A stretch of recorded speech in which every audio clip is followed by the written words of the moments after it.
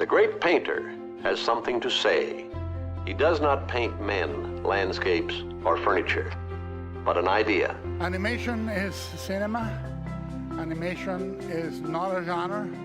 And animation is ready to be taken to the next step. We are all ready for it. And the only way that you can exercise the mind is by bringing new ideas to it. So it'll be surprise. Hello and welcome to Makin Toons, the podcast where we talk about animation, the business of animation, and the culture around animation. I'm Cunningham, and I'm joined by my co-host, Allan Neuwirth. Today's guest is John Semper Jr., who folks may know best as the showrunner of the 1990s Spider-Man the Animated Series, and the original creator of the Spiderverse itself, but we'll get into that. And later, we'll hear an interview from Allan's archives with Mike Judge. Truly great stuff. Of Beavis and Butthead fame and King of the Hill and Idiocracy, which we're living in right now. Yes. Well, how are you today in the Idiocracy, Allan? Aside from the fact that it's suddenly unexpectedly cold again today here in New York City, in beautiful uptown New York City. March 3rd today. We're in March. This is nonsense. I'm going to write a letter to somebody because this is just this is not acceptable. Other than that, I'm really well. Thank you very much. How are you doing, Raz? I am good. I'm getting over a slight cold, which I'm sure folks can hear, but just know I am on the mend. So pretty happy. We were worried. Oh, thank you. I got all the cards. Everybody listening. Yeah, I heard all the thoughts and prayers. It turns out you do get those when people send them. Yeah, they just show up. If you've been good all year, you get them. Yes. So today, before we dive into our conversation with John, I thought it would be really interesting to talk about character design because it's such an essential part to just about any story told, especially animation. But John arguably was working with one of the most recognizable characters in all of fiction, Spider-Man. I mean, there's not a child under the age of 5 that doesn't know who Spider-Man is. And certainly over. Blue, red, it's a web, the spider eye. Like, we know what Spider-Man is. And some very... There were redesigns. There absolutely were. And along the way, there were, and I'm a purist. I love the original look of Spider-Man with the red and the blue. But there have been black Spider-Man with a giant spider on him. I mean, yeah. That's Venom suit, the symbiote Spider-Man. Right. Yeah. So what's your experience been with character design? How I'm sure there are so many stories you can share about it, but overall, for those who are curious about how characters are designed, what's been your experience? Well, I mean, I've designed many characters over the years myself for various different projects and TV shows and things, even films. And I've worked with a lot of character designers. I don't design anymore because I've sort of moved into other creative areas, but I love working with the best character designers in the business. And they really know what they're doing. There's so many facets to designing a character, and it's so crucial in animation. I mean, with live action filmmaking, you're casting someone who looks and sounds like the character, at least in your mind. In animation, you are creating the physics of their face and their body from the ground up. So that dictates everything else. So it becomes really, really important. You had mentioned some time ago the silhouette lineup and test. Can you talk about that? Yeah, the silhouette's very important because you want to be able to recognize the shapes instantly. I mean, this is traditionally how it always worked. Big versus small, exaggeration plays a big role, tells you a lot about characters. And then when you create the lineup, character design of multiple characters involves more than just the one character. You want them to all look very different from each other physically. We had Phineas and Ferb's Swampy Marsh on our last podcast. You look at those two characters, they're different shapes, they're different sizes. You're not going to mistake them for each other. So that the silhouette is really, really important. And I've worked with some amazing character designers over the years, and they'll show you, sometimes they'll break it down. This character is a square, this character is a triangle, this character is a circle. It's really interesting how that works, but it gives you immediate identification. Have you worked on characters that have crossed mediums? Or let's say, for example, you know, Tom Hanks was Simpsonified for for the movie. You know, like you knew it was Tom Hanks, but he looked like a Simpsons character. And Homer himself was brought in from the two-dimensional space to the three-dimensional space. Have you worked on characters that have crossed mediums like that? Yes. Not that long ago, I wrote a lot of episodes for Rugrats, the reboot of Rugrats. And when you say mediums, I mean, it's still animation, obviously, but the True. production process was completely different. And there you had a hit show beloved by, millions of children and adults because children become adults if they're lucky. Hmm. Sometimes they stay children when they're adults, but that's a whole other. And they decided that they wanted to do it in CG Hmm. because that's just how a lot of shows are done now. And so there was the issue of how do you take these characters, these 2D characters, which were sort of purposely an ugly design, and I don't mean that in an insulting way. Hmm. They were purposely sort of crudely designed, and that was part of the charm of them. How do you take that and make it work in CG where a computer needs to be able to rotate and you don't have squash and stretch anymore? The principles of what's one of the founding principles of animation is you to be able to exaggerate characters. So it was a process that they went through. And I remember I was brought in very early on. I was not a producer on the show, but I was in on the early story sessions or the brainstorm sessions. They flew me out to Nickelodeon in LA and we brainstormed for a week. They fed us well too. Writers like to Oh, be, that's important. Yeah. yeah. And I was watching along the way. I think in that first session, I think we hatched half the first season, basically. It was a very productive session, terrific showrunners. Um, and um, and I saw what was going on with the characters.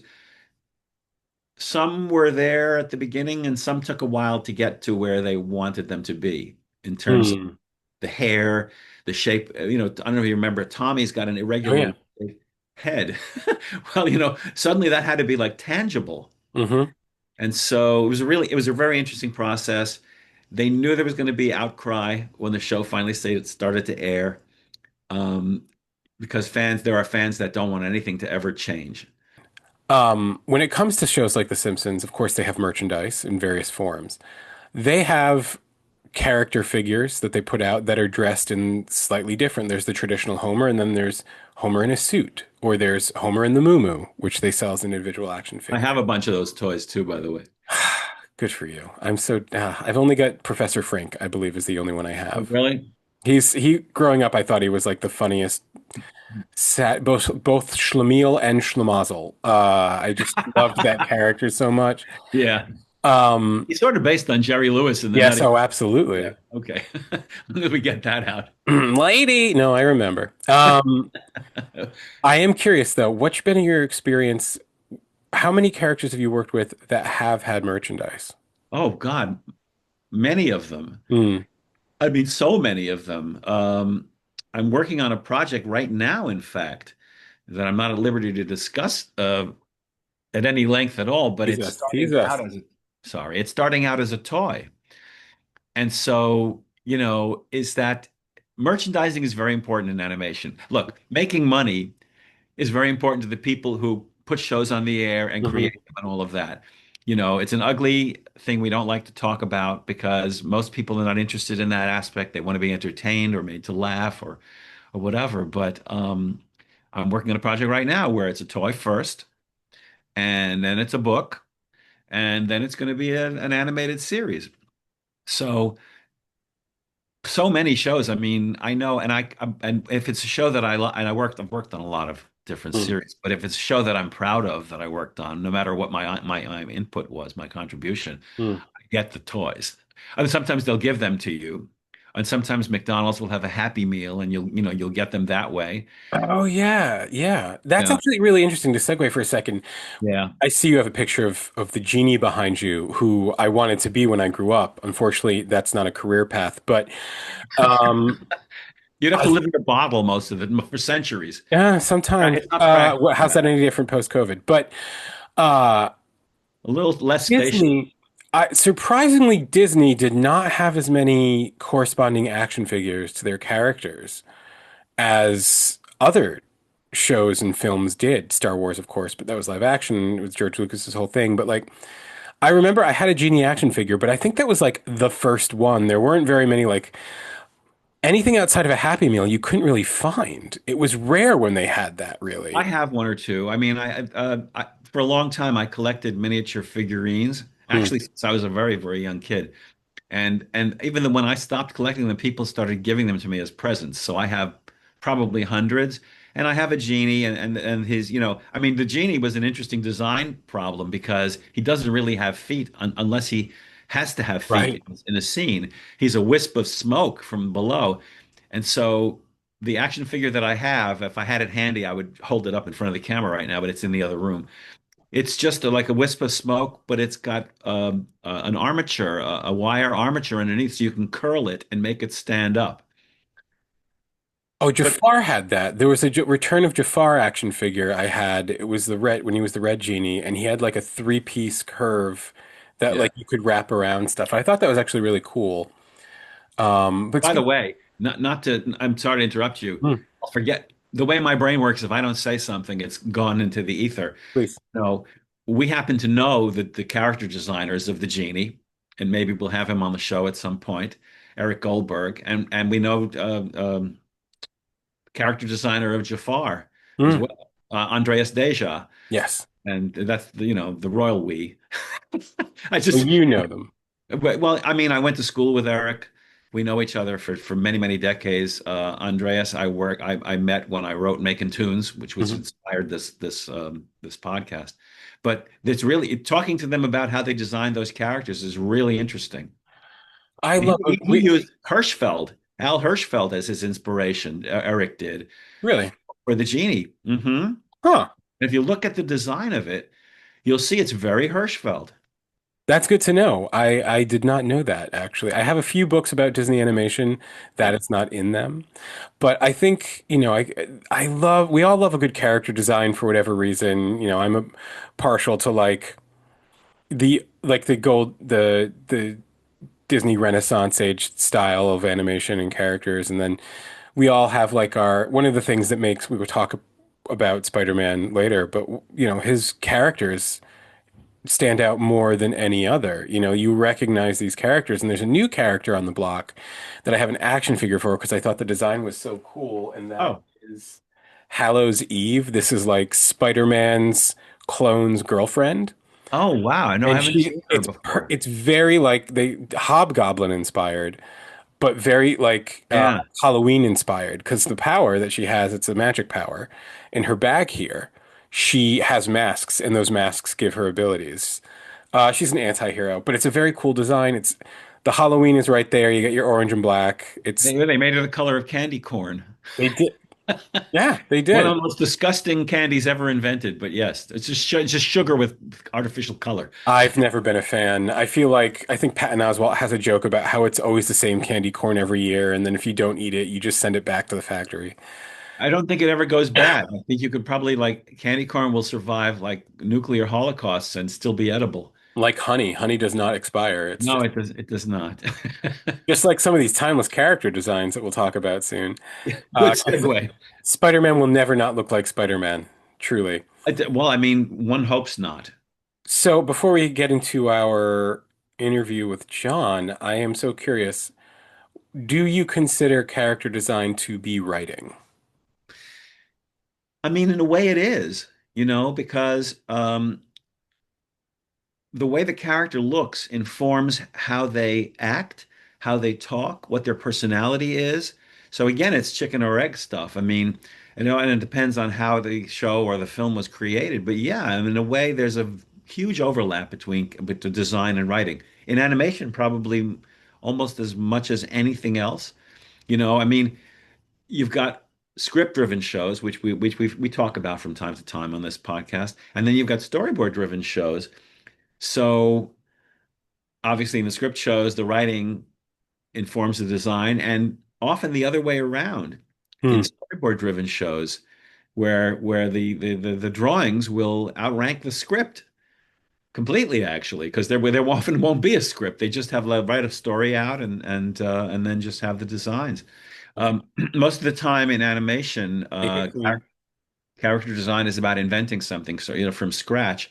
And other times, as in the case of our guest today, it's about translating. Mm. And John Semper had legacy characters in Spider-Man and that whole assembly of super villains and all of that. And he chose not to reinterpret, you know. He stuck to the original blueprint. And that was part of the charm of the show, I think. So Yeah. really there's a philosophy behind, you could call it one of the most influential superhero shows of the 1990s, right? Oh, easily, easily. Yeah. So anyway, that's all I have to say about that, and we'll let John fill in the blanks. I will simply say I do want to address that actually. I Sure. think now that, I'm in my 40s, Yeah. early, I say 42. Now Okay, that 42. my generation is running, shows and everything, we Yeah. are very inspired by that era. And I Yeah. don't know if that's always a good thing. Right now, the example I'll give you, like Spider-Man was very influential on the people who are kind of running things at this point. But then so are the X-Men, and I will simply say, this is more of a comic conversation, but it'll bleed into the movies. The Yeah. 90s, which ran parallel, the 90s X-Men cartoon, which ran parallel with Spider-Man and is now back and is doing great, but it's different, but it's great. Uh, Whatever future version of these X-Men movies are going to get will be that, because in the minds of the people running the studio right now, it is very much like that was the most like money-making era. This is how we associate them. That no matter what just happened over the last 10 years, that is what we're going to default to. So I'm seeing that and I'm like, oh, we're going to be in this I'm concerned we'll be in a perpetual story loop because the 90s was so successful and 30 years later now that's still going to be the model for everything. And then there's a new generation over the next 10 years who will have that. And then 30 years later that'll be looped back to that. And it's all going to Until somebody breaks the mold. I mean, if you look at the Spider-Verse films, Yep. they really, in a way, they harkened back to the comic books in a way that none of the films, even the live action ones, didn't do. But they broke new ground in terms of what the thing looks like. Yes. So, look, eventually we all have references that we grow up with and we put them into our work because they're embedded in our consciousness. Hmm. But eventually there's going to be a whole new generation and there's going to be new inventions and new characters. Comic books, maybe. I mean, comic books were a thing when we were growing up. They still are, but it's a smaller audience now Mm. and who reads books anymore? It's not too many. It's a sad thing. Aside from the fact that you have a massive library behind you, and I have one over there, Hmm. and in the other room, it's not on camera. Although you might know, you can't really see. Yeah, there's the edge of Yeah. I don't know where my finger is. The edge of a book. Yeah, I've got a lot of books. I love to hold a hardcover book in my hand. Mm. Everything is happening on screens these days, and maybe they're going to be hovering in the air as holograms in another 10 years. I don't know. But where were we We're introducing John. So I'll before I let you. floated off on that tangent? No, that's all right. Well, Alan, I think that's a lot of good information. So thank you for that. And now Thank you. let's listen to the interview with John Semper Jr. So we are now genuinely thrilled to welcome today's guest. If you grew up in the 80s or 90s, there's a really good chance that John Semper helped to shape your childhood, which means if you ever raced home from school to watch cartoons, you owe this man a thank you note. John has worn just about every hat that animation has to offer. He's been writer, story editor, producer, head writer, showrunner, even an indie filmmaker, and occasional wrangler of Impossible Network notes, I would imagine. Among his dozens of projects, he's brought My Little Pony to life in the toy-driven 80s, translated Hayao Miyazaki's Kiki's Delivery Service for English-speaking audiences. No small task. And he's redefined animated superhero storytelling with the popular Spider-Man the Animated Series, which you might have guessed by looking at the wall behind him. These days, he's showrunning the acclaimed new PBS series Weather Hunters. He's also a devoted Sherlock Holmes enthusiast, a lover of silent cinema, a fan of puppetry, and someone who's been exploring the possibilities of AI filmmaking. Spooky. We'll Mm. talk about that later too. He also once spent an evening having dinner in astronaut Buzz Aldrin's bedroom. We're going to have to hear about that. And sat in George Lucas's office in front of that famous chess set from the original Star Wars, the board with the monster alien chess pieces. Got to hear about that too. So yes, this conversation could go just about anywhere. But let's start someplace. John, welcome to Makin Toons. Well, thank you for having me, Alan. Alan and Raz. Thank you for joining us. We're very excited to talk with you. We actually are. Even though I've spoken with you a number of times before because you were so kind to invite me onto your show, Weather Hunters, as a freelance screenwriter, which has Well, been delightful, by the way. we loved having you on the show, and you were one of our major assets, Alan. Thank you. Yeah. That's a compliment coming from you. A major compliment. But let's start out talking. We're going to talk about a lot of things, or at least I'm going to try to. Let's talk about your career to begin with, and your current series, Weather Hunters. First of all, congratulations. Much to your credit and your co-producer, Karen Greenberg, who I love. The show has been winning awards lately and tons of critical praise. For those who haven't seen it yet, please tell us about Weather Hunters. Well, Weather Hunters was the creation of weatherman Al Roker from the Today Show. Mhm. Over the course of 10 years, he tried to get the show off the ground, and he finally was able to make an arrangement with PBS to do it as an animated series. I came on, I was originally approached about 2 years before we started production. And so I was one of the later hires, more or less, over this development span. Karen was on much earlier, Karen Greenberg, whom we love. Yeah. And it was, it was a wonderful show. It's about a family who, the little girl, our main character, Lily, is a wannabe scientist and meteorologist, and she wants to learn everything there is to learn about weather and science. And she has a wonderful family to support her. It's kind of patterned after Al's own family, as it was when he first started thinking the show up. So the kids are really versions of his kids, and he plays a version of himself. He does the voice, and it's been getting a really good response. We're really happy with it. It looks beautiful. I'm happy to say I had nothing to do with the look of it. I was the head writer, as But well you as still are. I Just to still am. clarify. Yes. Yeah. Well, we're done. We produced 40 half hours, and so even though they're new to the public, I'm kind of done with it right now. And I've sort of moved on to other things. But we're very happy with the response. The show looks great. The kids are responding really well. We've done a couple of live screenings where we've appeared at museums there in New York and also here in LA. And we're like the Beatles, we get crowds of kids that are just cheering and singing along with the theme song, which I love. Really? Yeah, yeah, yeah. It's Well, that really happened interesting. fast. That's great. It did. Karen and I were sitting together in the front row, and these kids right behind us are just singing away at the theme song. They had memorized it, and they were laughing at all the right places and applauding, and it was really fun. So we're really happy with the way it has turned out. We've been nominated.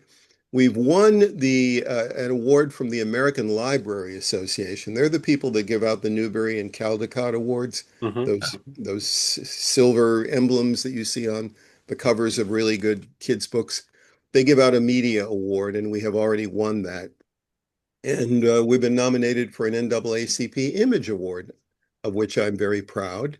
Yeah. And so yeah, it's been a fun ride. It really has been a fun ride. I'm just curious before we move on to other subjects, and yes, we're going to talk about Spider-Man too.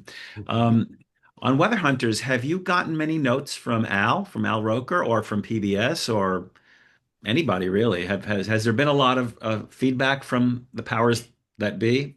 Oh, sure. Yeah. In Yeah. fact, the great thing, there are a lot of things that were really difficult about Weather Hunters, and in fact, it started out very rough. Um, but the by the end, it was the ideal dream job, because I got to work with really excellent people, and at the top of the list is Karen Greenberg, whom we both know. Absolutely. Karen's wonderful, and Karen developed the show. Hmm. And Al was very involved. He was very involved. In the beginning, we weren't sure if that was going to be the case because of his schedule. Just because of his schedule, we knew he was tremendously interested in the show. But the man, I don't even understand how he does all the things that he does. He's Superman. Yeah. And he was but he was very involved with the show. We always had his attention. He was involved in lots and lots of our creative meetings, certainly at the very beginning. Hmm. And of course, he did the voice of his character, Yeah. who was in every episode. So we were not lacking for Al's attention. When the show finally came on, and we did our appearance at the Museum of Natural History in New York. I was there for that. Yeah. Okay, all right. Yeah. That's right, you were. I'm Yeah. sorry about that. I Oh, was no, in, no yeah, apology. You were I, inundated with people that day. I was in trip mode, so in the time zone and everything. I But know. and Al showed up for that. Yeah, And that's right, because I remember you being in the green room with us. that's right. Yeah. That's exactly right. Now I You remember. never, Alan never misses a green room opportunity, ever. Especially if there's food, which there wasn't, but I was still there. But Al was there, and then Al took a bunch of us. He took all of us from the Weather Hunters team to a lovely dinner on Staten Island, and it was really, just a fun evening where we were fed to the gills, and we were made to feel very special. Oh, We actually, I'll tell you something. We're having today is the day we find out if we have won an NAACP Image Award. We Wow. find out later today. They're having a virtual awards ceremony, and we are going to have amongst ourselves a nice little Weather Hunter Zoom. And I wouldn't be surprised if Al attends that. He's It's a just, big deal. yeah. yeah, yeah, Speaking of your life, yeah. let's talk about your origin story just a little bit. Because you've had an amazing career. You're still having an amazing career, very, very prolific. What kind of Thank a you. kid were you? Did you know you wanted to tell stories when you were very young, or what did you want to be when you grew up? Yeah, this is the boring part. No, it From isn't. about from about age 6 or 7, I knew I wanted to be in cartoons. Isn't that weird? Um, I was a Disney kid, as I'm sure you were, Alan, judging from what I see behind you. We Oh, grew up that's with, right. Yeah. yeah, we grew up with Disney, and that was the fun of life. It was all Disney movies, and uh, it, it was Disney. And so the fact, one of the big movies in my life was Sleeping Beauty. Ugh, absolutely. Ivan Earl. Ivan Earl. I Oh my cannot God. get enough of Ivan Earl work. A god when it comes to design. It really, really is. Absolutely.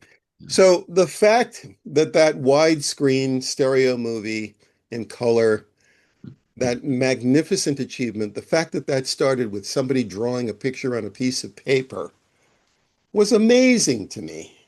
And so as a kid, I just grew up, I drew a lot. I don't anymore, but I did back when I was young. And I always wanted to get involved in animation. And when I got older and I started understanding film and the auteur theory and what directors did and all that sort of stuff, because I came of age really in the 60s and 70s when all that wonderful film stuff was going on. Um, the fact that you could be, the total art form in film, as far as I'm concerned, is animation because you control every frame. So if you want to talk about an auteur, that literally controls everything that you see, that's really its purest form is animation. Hmm. So, I really, throughout my life, I was sort of interested in cartoons, interested in fantasy films, Ray Harryhausen, all that kind of stuff. And when I got through college, I started doing little films when I was in high school. Hmm. And Super 8 came of age. Super 8 arrived on the screen, on the scene. So suddenly I had a gauge that I could afford to work in. So I made little films, little animations, went to college, graduated with a degree in visual and environmental studies, mostly because that was the department. I went to Harvard, Mhm. And that was the department at that time that had a camera that you could use. Right. Okay. Where are they the had this, tools? there you go. So I Was it an gravitated. Oxbury camera or some kind of another rig? Harvard had the Harvard had one of the only two Oxberries on the East Coast.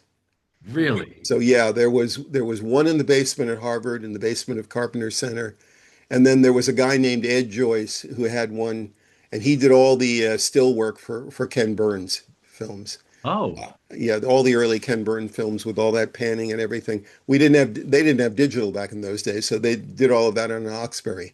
And I don't know where that Oxberry was located, but I know that that was the only other one.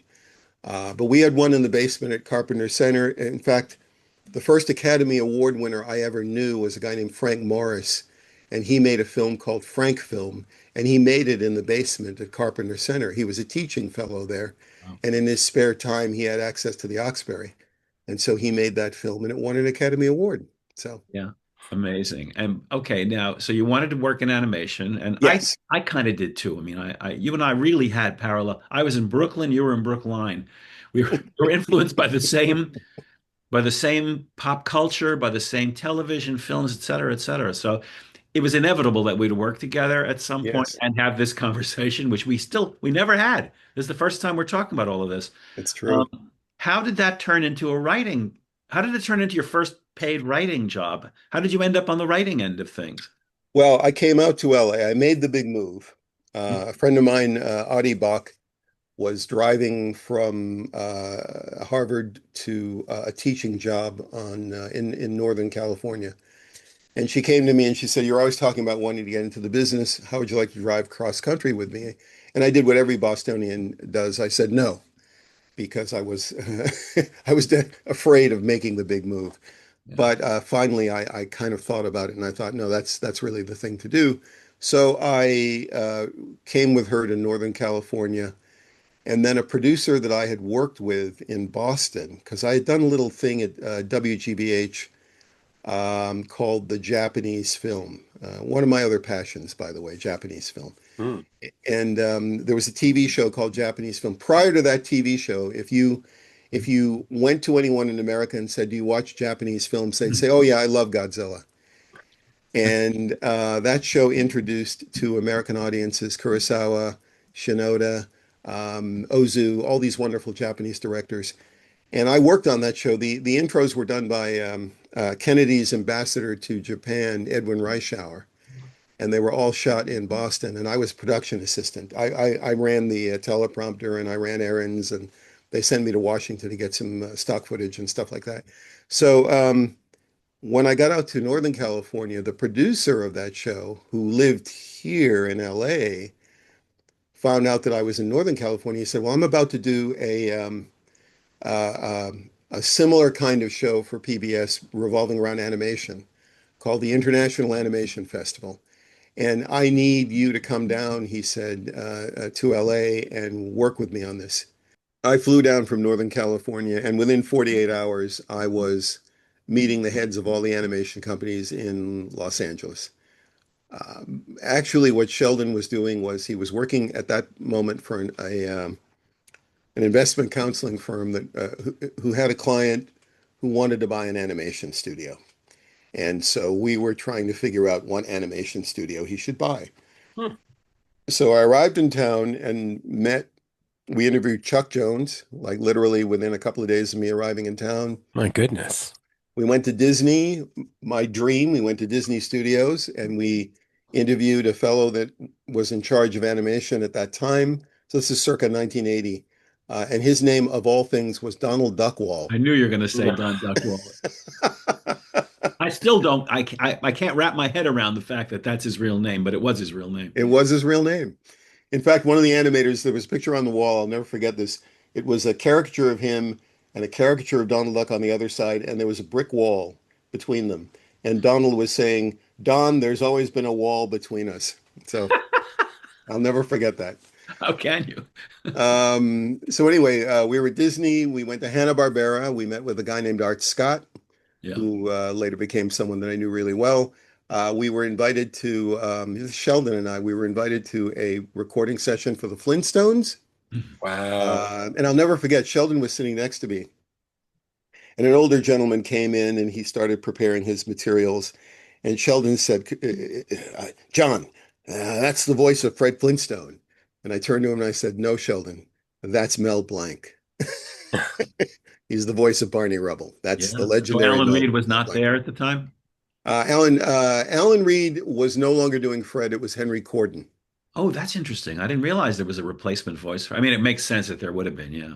Yeah, because Alan Reed passed away very early on, and Henry Corden really, for most people, was the voice of Fred Flintstone Amazing. later on down the line. But you But interacted with Mel Blanc. say again? You interacted with Mel Blanc. Absolutely, absolutely. And it's the first time I've ever seen anyone do a physical take, because when I said to Sheldon, no, no, no, that's Mel Blanc, he literally he jerked. Huh. He was so excited all of a sudden. Someone knows who I Anyway, am. you're right. Um, but no, Mel Blanc was legendary, and fortunately, I had already met him once in Boston, Okay. so and gotten an autographed book and all that kind of thing.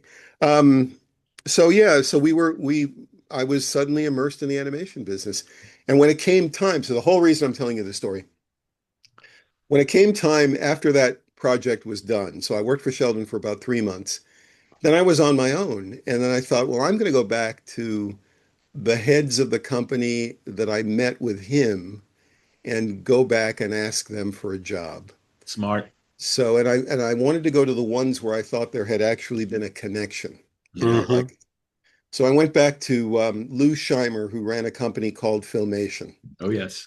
And Scheimer was very nice to me and very good to me. And he said, John, he said, what do you want to do? And Sheldon had always said to me, when people ask you what you want to do, pick one thing. Don't say, oh, I want to write, I want to direct. He said, just pick one thing. So I said to Scheimer, I'd really like to write. And Scheimer said, well, that's not possible because writing is like a monastic order and someone has to die in order for them to let someone new in. It was really very difficult to get to write a cartoon in 1980. But he said, but we're always looking for storyboard artists. So would you like to train to be a storyboard artist? So I said, sure. And he handed me over to a guy named Bob Klein, who was like Michelangelo. This guy was brilliant. And I thought to myself, I'm never going to be this good. And it was really not a very creative position back in those days. The Really? business, yeah, the business of storyboarding was you thumbed through all the existing animation that they had already done, and you tried to plug that in wherever you could, because that was the Filmation system, was that they did a lot of animation in the beginning for the pilot, maybe the first 3 episodes, and then after that you just had to reuse all the animation they had Yep. done I've for heard the this. entire rest of the series. And I thought, well, this is really boring. So I went to the heads of Ruby Spears, Yeah. and I thought that I'd had a connection with Joe Ruby, but I got into his office and he just looked frightened to death. I don't know what he thought I was, like I was a corporate spy or something. But then I went to Ken Spears, and Ken was really cool. And Ken lined me up.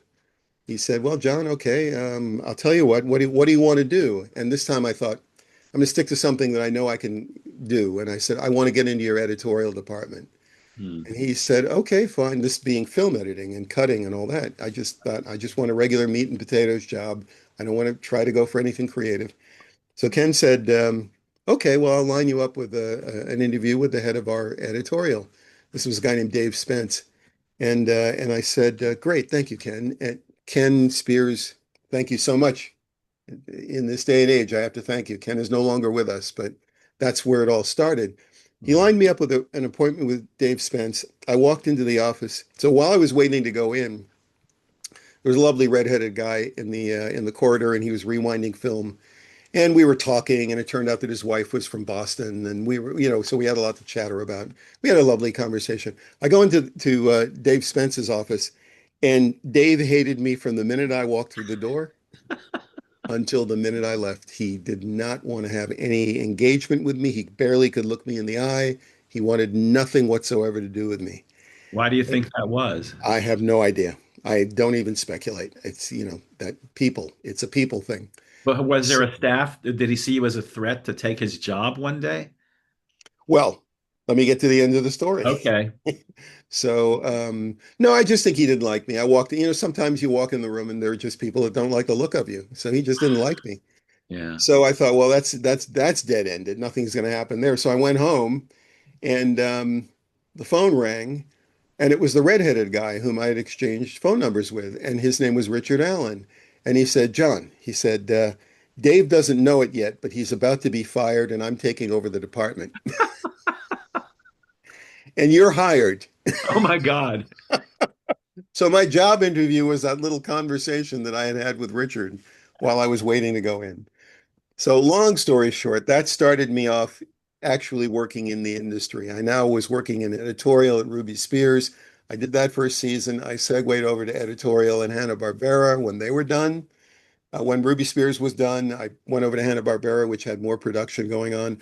I was in editorial in Hanna-Barbera for at least a season, I think 2 seasons.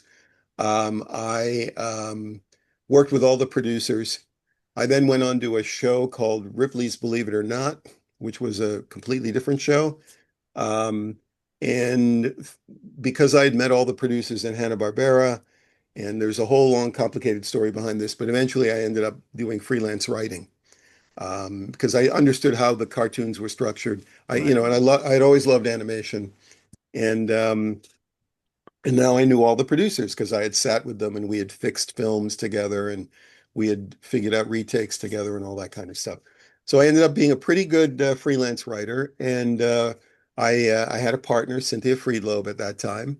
Hmm. And Cynthia and I sold so many scripts to ABC on Scooby-Doo that Margaret Lesh, who was the head of Hanna-Barbera, said, "Well, who is this John Semper guy that, that is working freelance?" Because Cynthia was there at Hanna-Barbera, she was working there, and she said, "Well, he used to work in the editorial department." And Margaret said, "We'll bring him over here, make him an offer, and we'll get him on staff."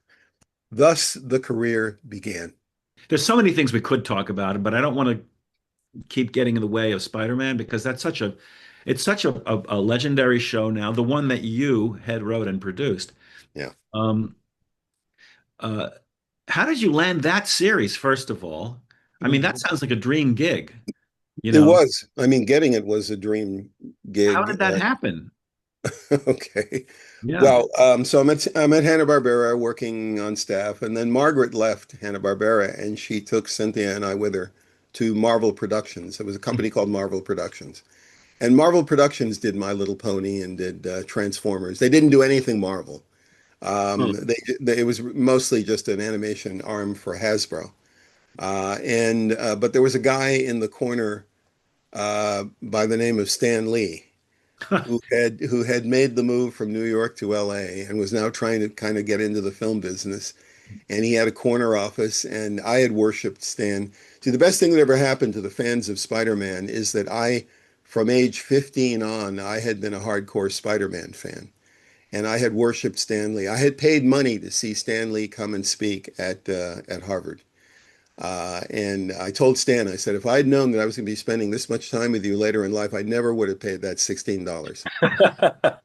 So I want my money back. So Stan was there and I worshiped him. And I was so thrilled to be in the same building with him. And then he and I became very good friends.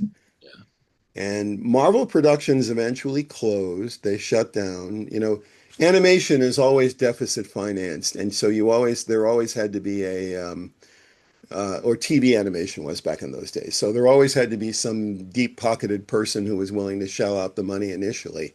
Yeah. And then if you got, a hit show or you made a lot of episodes of something, you could syndicate it, and that's when all the money was. Hmm. But these deep-pocketed people sometimes would just say, I don't want to do this anymore. And that's what happened to Marvel Productions. They were owned by a company called Cadence. Cadence didn't want to be in the animation business anymore. The doors shut. 10 years went by. And I'm working on another show for PBS, actually. There was a live action show. So they were going to do 1 million episodes and it was going to be WGA and there was going to be a lot of money involved and residuals and all that kind of stuff. And I'm very happy to be on that show because of what it represented. And then I got a call out of the clear blue from Stan. We're doing this Spider-Man show. We're in trouble. It's really turning into a mess. Can you get over here? And I said, absolutely, because I worshiped him. When your hero calls you Yeah. and says, I want you to come over here and handle your favorite comic book character, and it's an emergency. I love doing shows when when it's an emergency because nobody has time to mess around anymore. Oh, You know, I mean, they don't have time to just mess around. You just have to get the thing done. Yeah. So I came over, and this is a long story because I had initially been approached to work on the show, and then they hired somebody who had slightly better credentials than mine. He was an Emmy winner at that time, Right. and it made perfect sense. And as I say, I was already gainfully employed, so it was perfectly okay. But that guy flamed out, and Stan called and said, "Emergency SOS, you got to come over here right away." I came over. Literally, we got the pilot done in about 4 weeks, which, yeah, there were reasons why that had to happen. Avi Arad, the executive producer of the show, was the head of a company called Toy Biz. Toy Biz was rolling out an entire Spider-Man toy line, and this will show you how old this was, how long ago this was. Yeah. 30 years ago, if you were rolling out a Spider-Man toy line, you were in fear of the fact that kids would not know who Spider-Man was, and your toy line would fail. Wow. And so he needed to get a show on the air before Christmas. And they had burned away all their lead time and they did not have a show. So I came over and I got the show up and running. And that's where my knowledge of Spider-Man and my love for Spider-Man came in because I could hit the ground running. I didn't need to find out who Peter Parker was. hmm. Um, you know, my friend Eric Lewald talks about getting X-Men. And the first thing that had to happen when he got X-Men was he had to find out who X-Men were because he really Yep. didn't know. Oh my gosh, I can't And imagine. yeah, he didn't know. I mean, he admits that in his book. You know, he had no real knowledge of X-Men. But I had all this wonderful decades of knowledge of Spider-Man and how I'd always thought about how I would bring him to the screen because that's something I used to do when I would read comic books. I would think, how would I bring this to screen as an animated thing? Because I Yeah. knew there was a difference between the two. Yeah. Yeah. And so I was ready to hit the ground running. And my biggest obstacle on Spider-Man was all the infighting that was going on. Right. So, you know, Avi wanted one kind of show, Stan wanted another kind of show. There was a co-producer on the show, Bob Richardson, who was in charge of all the animation. He wanted to run the show. I did not want to be run because I didn't really need that kind of assistance. So there was a little bit of conflict there. Um, so it was a mess. It was all these conflicting egos. Then you have the network doing what they're doing, and there was a Mhm. network guy, and you know, who seemed to be feeding off of all the conflict. That was his particular thing. He sort of liked all the conflict, and the network was sort of on the verge of just saying, "Well, let's not do this." And so I came over, and then that was a dilemma for me because I left a really lucrative gig, walked away from it, making all those people angry. And then I walk onto a show, and then they're like, well, maybe this show isn't going to happen. And from a financial point of view, that would have been a disaster for me. Yeah. So I really had to get the show out the door, and I did. And it was a pretty nail-biting experience. But we got the show out the door, and I think that's sort of how it happened. Like you, I was a massive Spider-Man reader. Good for you. Oh, I still have all of them. I mean, I have dozens and dozens. I've even put some, behind Uh, the glass and stuff. I Of all the things that I've gotten rid of over the years, not these. I can't. mhm. And one of the things that you did with that series, because of course we all watched the one in the 60s, Spider-Man, Spider-Man, Oh but it yeah, was junky. It wasn't, it didn't hew faithfully to the comic books. yeah. Yours completely did. You brought all the classic villains in, often multiply, at the same time in episodes, which was Mm. amazing and kind of a precursor for what's going on these days.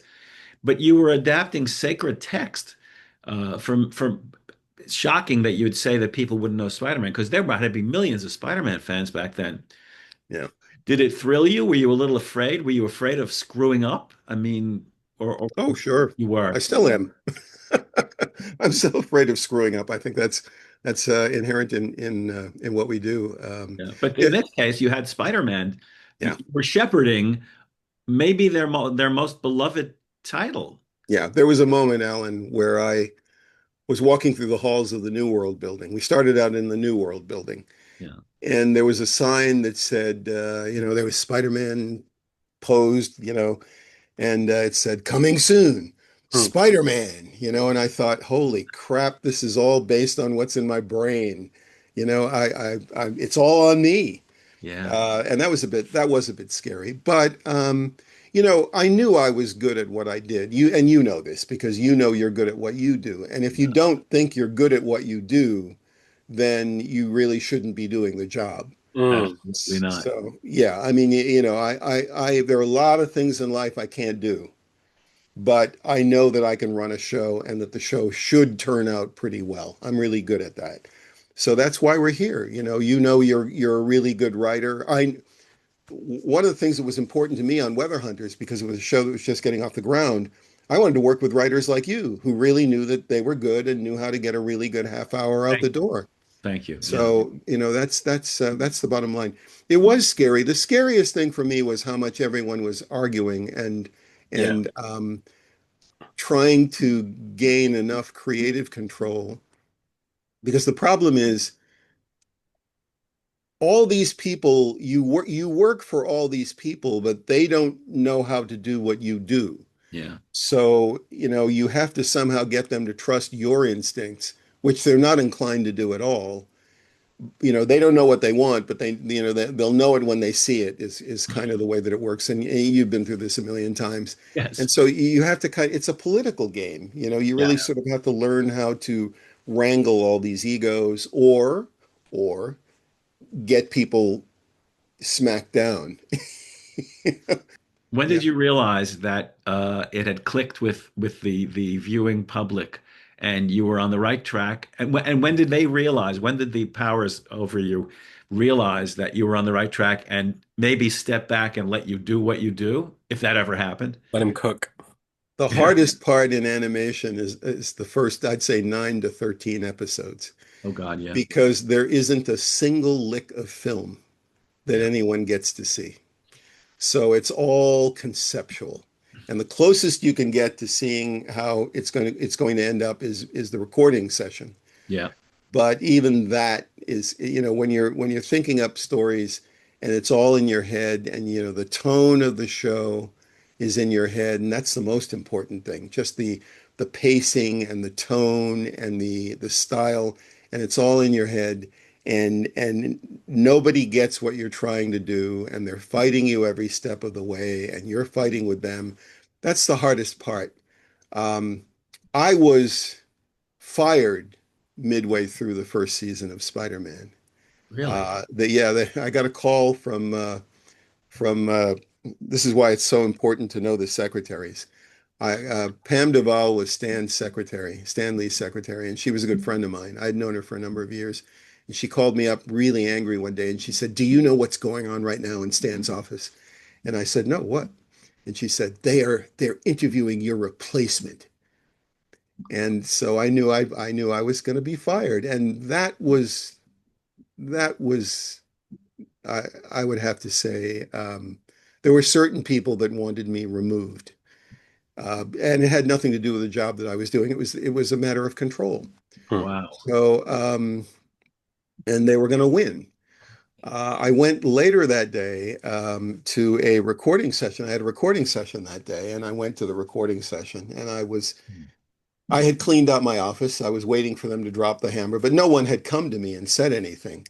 Yeah. And I went to the recording session, and I was talking with the network guy, and I said, "Well, I'm being fired." And he said, "Well, what do you mean?" His name was Sydney. I want her. And Sydney said, "What do you mean?" And I said, "Well, they're interviewing my replacement. They interviewed my replacement today." And he said, "Well, no one's told us." And I said, "Well, they're doing it." And he said, "They can't do that." And so he said, "No, that's not going to happen." And I don't know that he necessarily cared about me. I think he was just angry that they were making this kind of move without informing the network. Wow. So I went back to the office that day, and I was in a meeting with Avi and a writer, and we were talking, and another writer. We were talking out stories. And Avi was in an extraordinarily good mood because he was so delighted that he was getting rid of me. And then a call came in from Margaret. His so Avi's assistant came in and said, Avi, call from Margaret Lash. And he went, oh, okay, I'll be right back. And he went off. And he never came back. Next he called in from his limo on his way to the airport because he used to commute back and forth between LA and New York. Yeah. And he was really, really angry. And I knew that Margaret had just told him in no, uncertain terms, you cannot fire John Semper. Was he angry at you? He was angry at the world. He was angry at me. He was angry at her. He was really, really pissed. But anyway, that's what saved my job. Right. So that was about around episode 6. By the time we got to episode 13, he and I had developed a good working relationship. And then film started coming in. That's right. And what happens with all the top dogs is the new toy is the footage that's coming in, and they're no longer interested because let's face it, writing is boring if you're not a writer. Yeah. And they were all through with the old toy, and they all gravitated to the editing room. Now, the interesting thing was there were only 2 people in the building who were in the Editors Guild. Me and our editor. Oh, and by the way, our editor was Richard Allan, the guy who had given me my first break in the business. He was our editor on Spider-Man. Wow. Really weird reunion. And I loved Richard. I thought Richard was great. But there were only 2 people in the building who were in the Editors Guild, me and Richard Allan. And guess who was not allowed to be a part of any of that stuff going on in the editor's room? Me. Hmm. But that was fine because Avi came to me and he said, John, we got off to a rocky start, but I think now you understand the kind of show we want and blah, blah, blah, blah, blah. And that was when he was letting me take charge creatively. And so that was a wonderful moment. That was around about episode 13. Episode 14, I actually did an interview with a fellow who said to me, the first 13 episodes of Spider-Man, it's a good show. It's not a great show. It's a good show. But then he said, episode 14, something happens. Hmm. Something happens with the show. And I thought that was so interesting that he spotted it because episode 14 was the first one where I was able to just creatively have my way. And for me, that's when the show really gets going, is You know what, episode John? 14. Yeah. It's so interesting. I was going to bring this up. I wasn't sure if I should or not, but since you opened that can of worms, not a worm, you opened that can. There's a distinct difference because preparing to talk with you today, I needed to refresh my memory and go back and look at things. There is a marked difference in the visuals, the animation, the storytelling between season 1 and the next 4 seasons. That's right. Striking difference. And I was going to ask, did they give you a bigger budget? What was it exactly? Now you're saying it's because they let you do what you wanted to do. They left me alone. They left me alone. I still get exhilarated when I watch episode 14, which is that Punisher episode. Yeah. Yep. I get excited, because I watch it now. I'm not connected to it. I'm just watching it as a viewer, and it's exhilarating. And that was me going, we're taking off. We're going to do the show. I had my staff in place. Yep. So I had hired all these really good guys. I'd started out working with comic book writers. That was a disaster. I now, all except for Jerry Conway. Jerry Conway was wonderful to work with. But I could only get him for one script because he was busy working on Prescription Murder. But I had my guys in place. I had Mark Hoffmeyer, Ernie Altbacker, Jim Krieg. All these people were in place. I liked them. I enjoyed them. I knew what I wanted to do. I was now free to do the show that I thought it should be. And it was like, bam, it took off like a rocket. And I still get excited when I look at those episodes. But I have to give credit to Avi because he let me go. We stopped doing table reads. We used to have these, excruciating table reads that went on all day. And we went over every word, and we just stopped doing that. And so for me, it went from Villain of the Week, which is the show I didn't want to do. Yeah. And it went into, okay, now we're going to do the show that I wanted to do, which was complicated storylines, continuing storylines, for lack of a better phrase, a little bit of soap opera, Yeah. Peter's. I was able to go many levels deeper. So. I do. I have, forgive the nerdiest specific episode fan question that I have for this, but Spider-Man's Rogues Gallery sub characters of, oh, I love Ben Riley, I love, the Clone Saga, not very popular. New characters have really good. I am so curious when working with a brand or with an IP like that. Where is the freedom to change certain things? When is it left up to you? And then one specific thing I'm really curious about is Black Cat, because I had read Spider-Man comics and I had not been familiar with this character. And in the comics, as I later learned, there's no super soldier serum involved in her. And then in the show, there was. And Yeah. those are two very distinct, like, I wouldn't say they're sacrilegious because I honestly thought the take was very fun. How hmm does that how is that allowed? And then where did that come from specifically? It came from me. Oh, no way. Okay, I'm happy. It came from me. So here's what happened. Here's where the luck comes in. Okay. Um, there was no internet, number one. So I didn't have any fan pressure whatsoever. Fair point. Because if I had done the things that I did and changed the things that I changed, these days the internet would go crazy. Hmm. But there was no internet.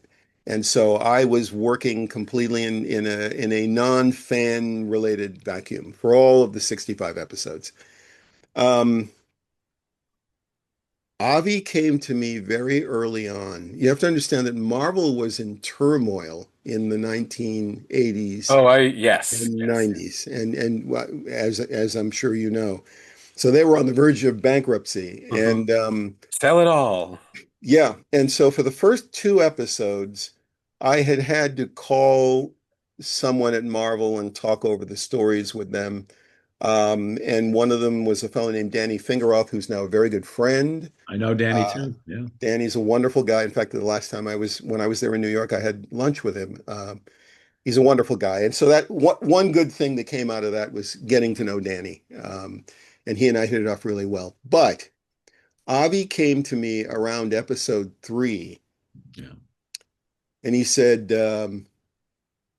you don't need to talk to those Marvel people anymore. He says, you don't need to be bothered with them. You just deal with us. So the only people that I was answerable to, the only people that I were answerable to were Avi, Stan, Sydney representing the network, an occasional note from Margaret. You know, Margaret would say, "Don't do continuing storylines," and I go, "Okay, Margaret," and then I'd do Hmm. continuing storylines. Um, and Bob was involved. In the initial meetings, Tony Pastor, our voice director, was in some of the meetings, and I'd known Tony from the Hanna-Barbera days, so that was comfortable. That was it. That was the group. Oh. And then when Avi came, so Avi came to me and said, I told those Marvel people, leave you alone. Now, you have to understand, I had the entire Marvel universe at my disposal. I was a hardcore Marvel fan, or at least I had been up until about 1980. Hmm. Um, and um, and when Avi came after the 13 and said, you're pretty much on your own, I was on my own. I could do whatever I wanted.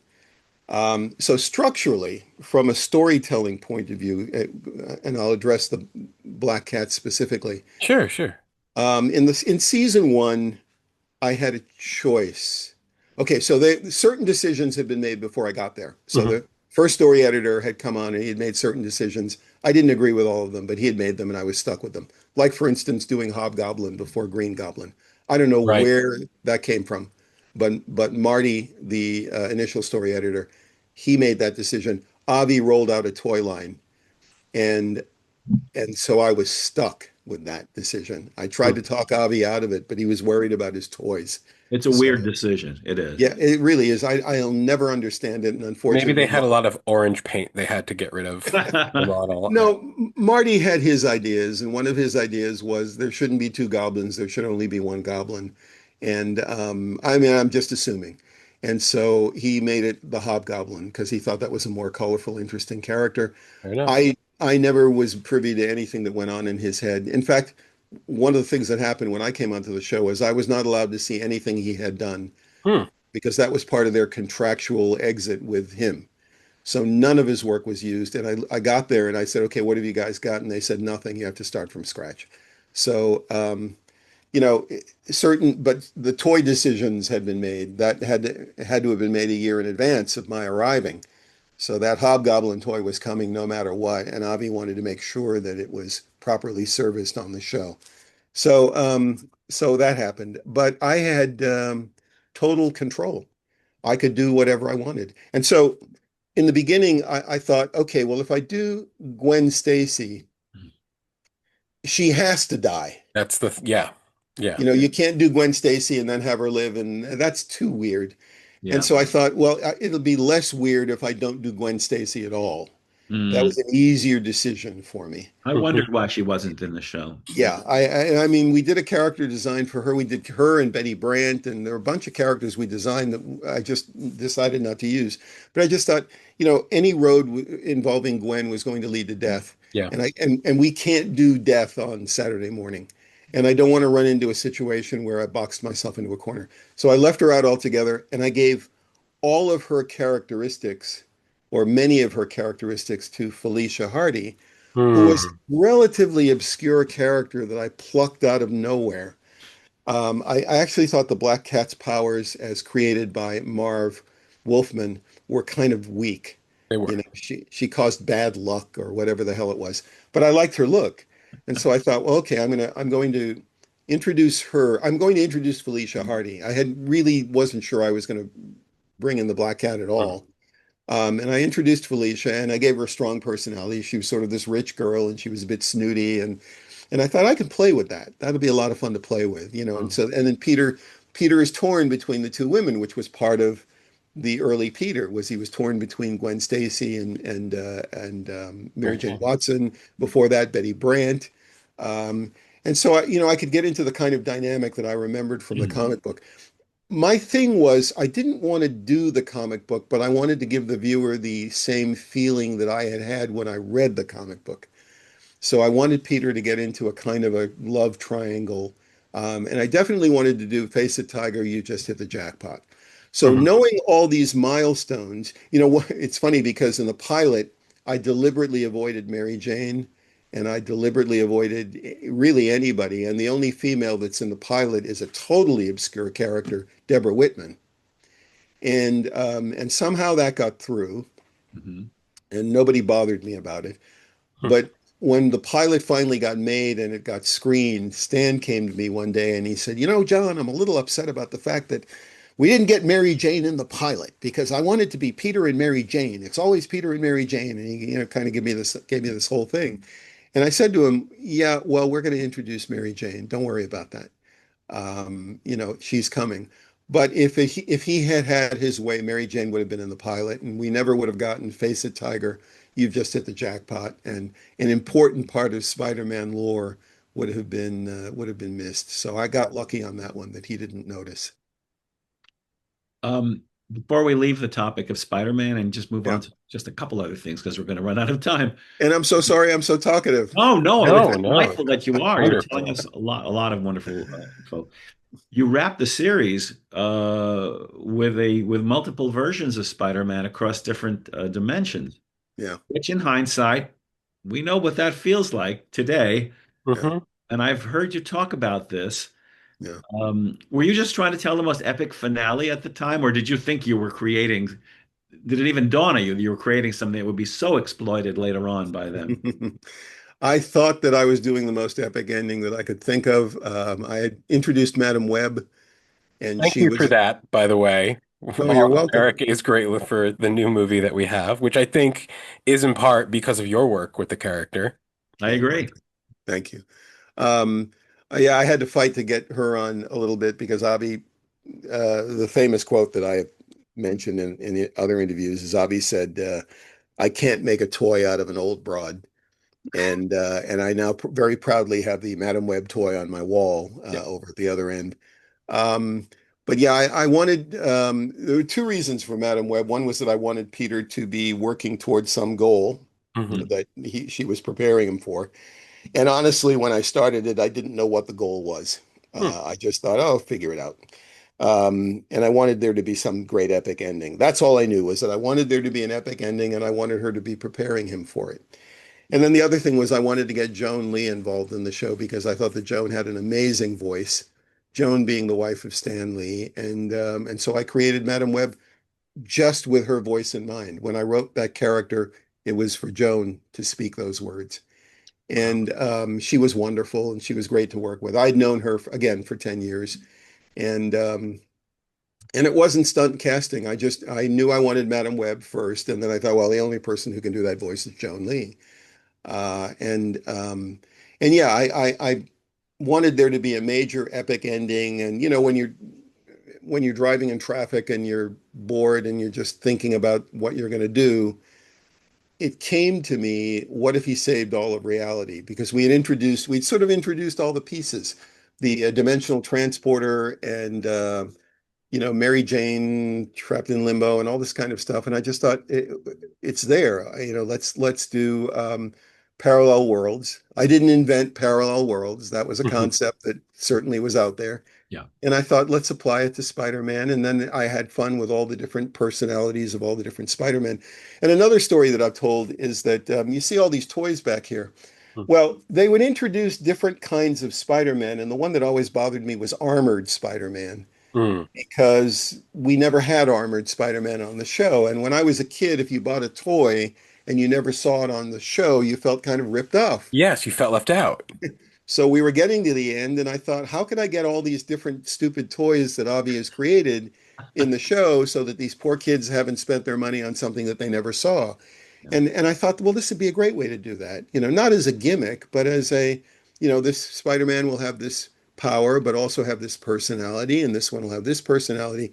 And so it really was, it's what we do as creators, as you both know. We think up really good ideas, and when we hit on something that works, we go, aha, and then we put it out there. Now, um, I did create the Spider-Verse. Bingo. That is the Spider-Verse. And the plot of that Mhm. first movie was essentially the plot of what I had created, which is Spider-Man has to band together parallel world versions of himself. They all have different personalities, and they all have to prevent the Kingpin from exploding a device that will destroy all of reality. That's the end of my show. That's the plot of the first movie. With the addition of Miles Morales, a wonderful character created by um, Brian Michael Bendis, um, who's another great guy. Mm. Um, but I created the Spider-Verse, end of story. It's a little bit of a slap in the face to me that I don't see my name at the end of those movies I bet. as the creator of the Spider-Verse. Now, here's another interesting thing. So, my buddy Pat Jankowitz, who is the first person who ever interviewed me for the Spider-Man show. He was not my friend at the time, but we have since become friends. And he recently did an article for Infinity magazine. It's on the stands now. And he talks about the creation of my show, and he interviewed me again.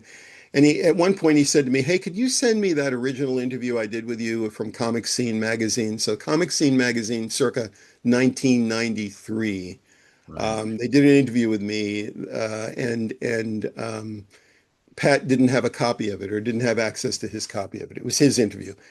And I said, sure. So I got out one of my copies and I scanned it and sent it to him. And he emailed me back. He said, do you know what?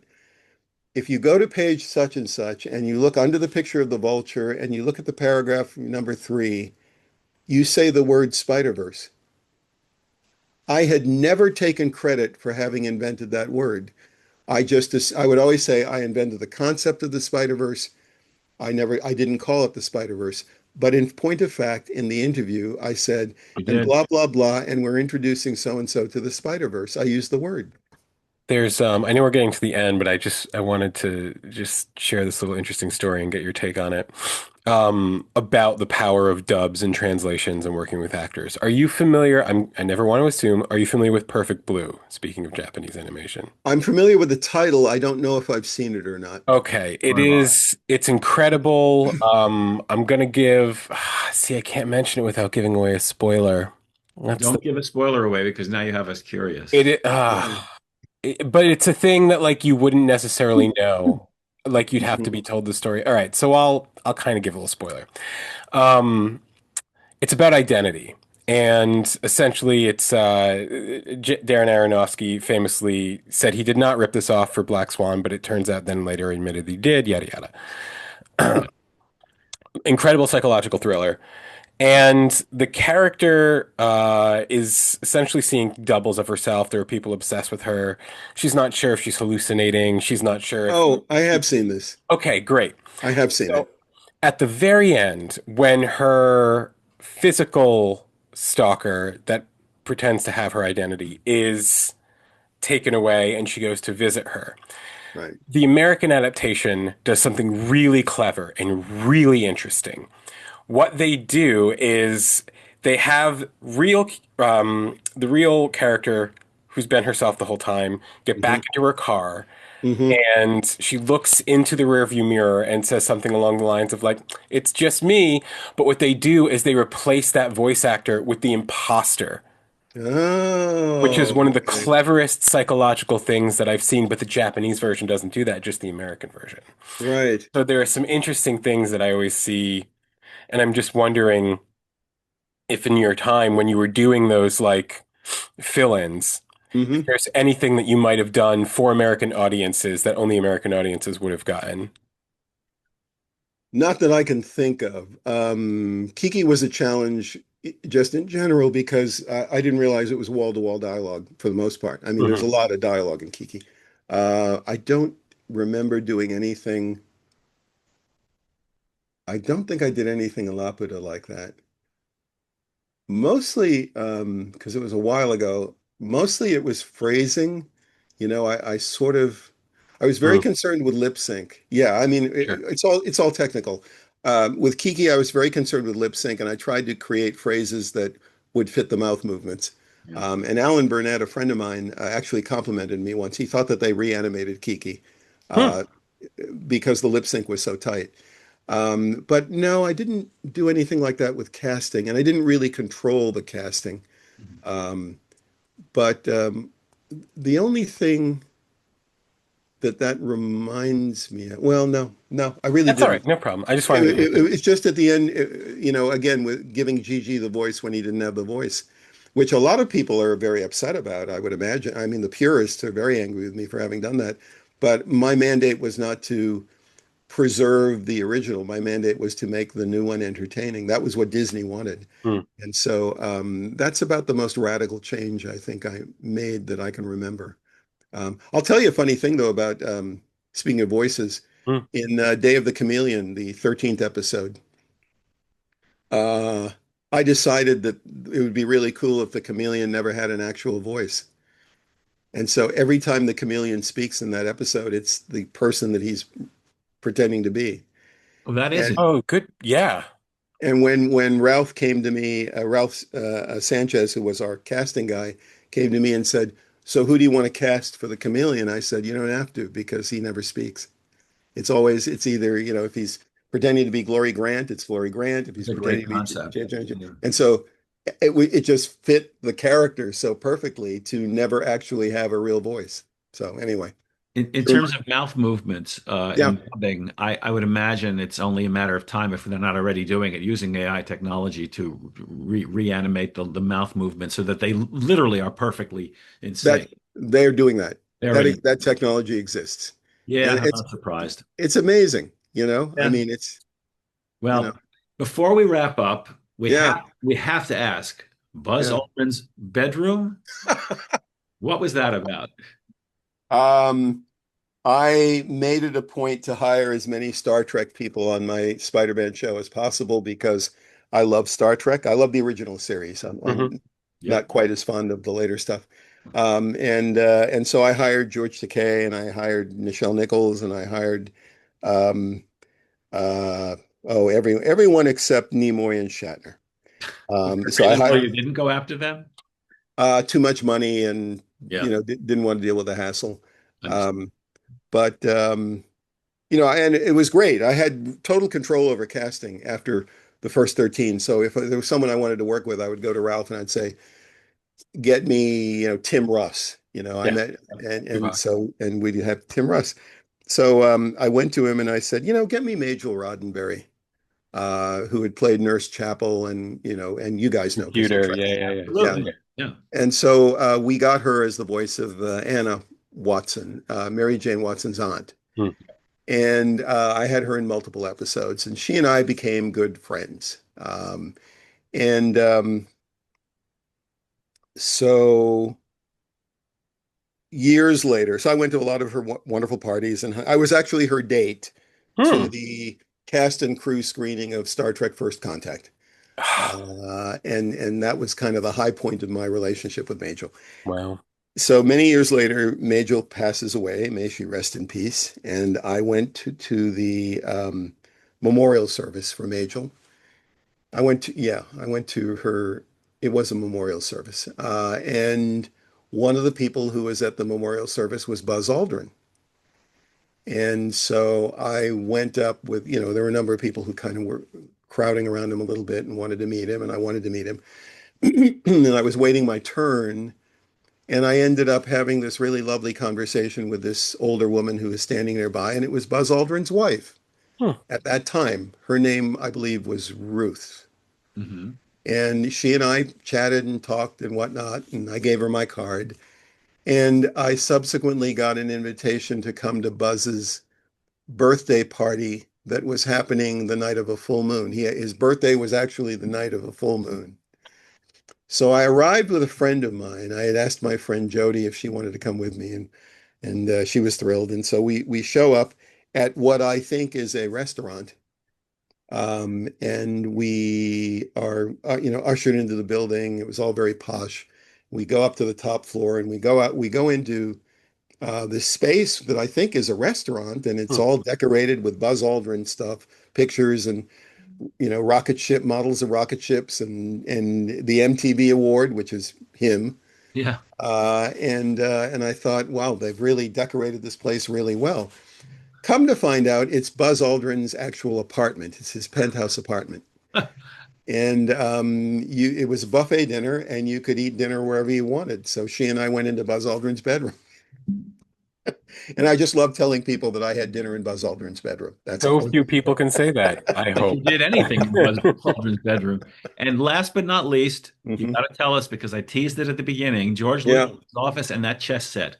How did yeah, that happen? And were you, mind blown? I mean, yeah. My mind was blown the whole experience of being at Skywalker Ranch. George, between the end of the first trilogy and the beginning of the second trilogy, yeah. during that long gap, one of the things that held his interest was an organization that he founded called George Lucas Educational Foundation, or Hmm. GLEF. And George got very personally involved in GLEF projects. There were two things that he was working on at the time. One was a TV show called Young Indiana Jones. Oh, I Yeah. remember that. Yep. Yeah, which was really a test bed for him to try out CGI technology, which was Yeah. brand spanking new at that time. Yeah. And then the other thing were projects for GLEF, which were all educational. And Hmm. I had gotten connected to his people through a lovely writer named Lynn Oliver. I had done a project with her. She's best known now as a writer of children's books. She co-writes with Henry Winkler all of his Okay. kids' books. Yeah. And Lynn, George's people were looking for writers to work with, and Lynn said, "Well, I just worked with this wonderful writer named John Semper." And so next thing I know, I get a contact from out of the clear blue. Would you be willing to come up to Skywalker Ranch and meet George and interview with him? And very classy people. They sent the limo took me to the airport, flew me up there, put me up in a hotel. Uh, I go on to Skywalker Ranch, which is like driving onto a David Lean movie. It's like heaven. It's where you want to go when you die. Yeah. And brought right to the main house, brought right up to George's office, meet with George. I think I took my first breath after that meeting. Between the time that I was told that I was going to meet with George, I get the email, to the time that I met with him, I don't think I breathed or slept during that entire time. Anyway, I met with him. Very lovely man, very easy to talk to. Yeah. Had a very lovely conversation with him. And then I made the cut. So I got invited up there to work on a project personally with George. It was me and three other writers. Excuse me, me and three other writers. And we were with George from 10 o'clock in the morning until 6 o'clock every evening. We stayed on the Skywalker Ranch. We stayed on the ranch. And my seat, because you walk into an office the first time and you sit, and that becomes your seat. You Yeah. never change that up. Yeah. But my seat was right in front. The only thing he had in his office that was related to Star Wars was that chess set. So it was the chess set and then the creatures sitting on top of it that had been stop motion animated by Phil Tippett. Oh yeah. And that's where I sat. So I sat in George's office. And of course, his office was palatial. And he has one of the largest collections of contemporary art in the world he owns. So you would be in his cafeteria and there would be paintings on the wall that you thought were prints. He'd say, oh, that's that famous N.C. Wyeth print of, the woman turning and looking at the house. And then you get up close to it and you see the brush strokes and you realize you're looking at the original. Wow. He had those. He had Maxfield Parrish's. He had Norman Rockwell's. He had Howard Pyle's. In his office was a painting of pirates that had been done by Howard Pyle that was sitting over the fireplace. And so that was just like being in heaven. It was ridiculous. I really didn't want to stay too long because I just thought my life is never going to be like this after this. So I don't want to get used to this. Yeah. It's just really an amazing thing. And of course that excuse me, that collection of art is now going to be the basis for his wonderful museum that he's built here in LA. That makes sense. Well, the universe works in really, really unexpected and bizarre ways. The places you find yourself, the things you find yourself doing, the people you end up knowing, you can't see any of that coming. No. But this turned out to be a wonderful conversation with you, which I was hoping it would be. And, I can't thank you enough for we've been going on for almost 2 hours. I know. This may have to be a two-part episode. Thank you for having me. I tell you, this John, happens to truly. me. This happens to me with podcasts. I'm so long-winded that they always end up getting split in half. It's not long-winded. You're telling fascinating, terrific stories, and we want to hear the stories. So, well, I appreciate you inviting me to do this, and I appreciate, oh my God, knowing you and having this opportunity to. Our pleasure entirely. Online. So thank you so much. And to be continued next week. Thank you. When we pick the conversation up and do another 2 hours. Thank you, guys. I really appreciate it. Hello, Mike. Hi. Hey, how are you? I'm pretty good. Thank you so much for agreeing to be interviewed for the book. Well, sure. I really appreciate it. Beavis and Butthead was revolutionary, to say the least. I had a lot of friends who worked on it, and I work in the business. Oh, yeah, I saw that in the email. Yeah, you've worked on it. Yeah, which is where the insider's view supposedly comes from. But Well, that's cool, yeah. I guess. But I rewatched a lot of the first season, and it was kind of an eye-opener. I had forgotten how primitive it was in the very, very beginning in terms of the animation. Yeah, well, yeah, that's kind of a long story, but I mean, I think the third season of the show was where it started to get good, the third and fourth. Oh, it was much slicker. The Well, production was the much... second season was too slick. You think so, huh? Well, here's what... MTV had never done an animated show before. See, I'd done 2 shorts before it became a show. That's right, yeah. And even though they were very... that animation was better than what the first season was. The first season, they hired this guy, J.J. Settlemeyer, sure, yeah. who all he had done was some commercials. He had no idea what he was doing. He didn't make model sheets. He basically just said, okay, this person is going to animate this episode, and there was no control, and he was doing it like commercials. He wouldn't let me see anything. Are you serious? I thought you were not, you weren't really hands-on? Well, it depends. Some episodes, it's a chaotic mess. Some episodes I was hands-on. Some I never saw until the animation was sent off. And I mean, it was such a... I mean, if you want me to go back to the beginning... Yeah, well, you know what? Tell you what. Since we have the half hour, let's go back a little further than that. Just a little bit, just to start with, because, sure. I mean, I've read a lot about you, and I was wondering, how in the hell did you go from a BA in physics to working on fighter jets to making cartoons for a living. Well, how did that happen? Well, I was. That's a hell of a journey. I always had this pipe dream of going into comedy. I mean, I used to read National Lampoon magazine. Sure, me too. I was going to try to write for them, but I actually started to write something, and then I was looking for like where you could send it, and it said we don't take any unsolicited submissions, and so I just never sent anything. Yeah, man. I found out years later that they actually do read stuff that gets sent to them, but that was just meant to dissuade, everybody and their uncle, I guess. Yeah, but so I just thought, I guess you have to know somebody. Well, okay, so I guess I'll just be an engineer. I mean, I got my degree in physics really just because I can. It sounds weird, but it's kind of the easiest way through school for me. Really? I didn't have to. I was naturally good at math, and so. I wasn't good at any kind of literature classes or anything, and so and then I had a job, for like a year, and it wasn't for me, and so. But weren't you like the class clown? Yeah, but that doesn't get you a job. This is comedy. True. This is true, but you must have had people in stitches around you all the time. Well, I had people say, I mean, I'm actually pretty quiet at first. It's usually when I get to know people for like a year or something, but. Okay. But people would say you should go into comedy, but I knew that I would not be good as a stand-up comedian, and so when that's out of the picture, what do? You don't. Yeah. I just had no idea what the course of action is to go into comedy. If you'd lived in Hollywood, you would have probably thought differently, but. Yeah, I just didn't know. Where were you living?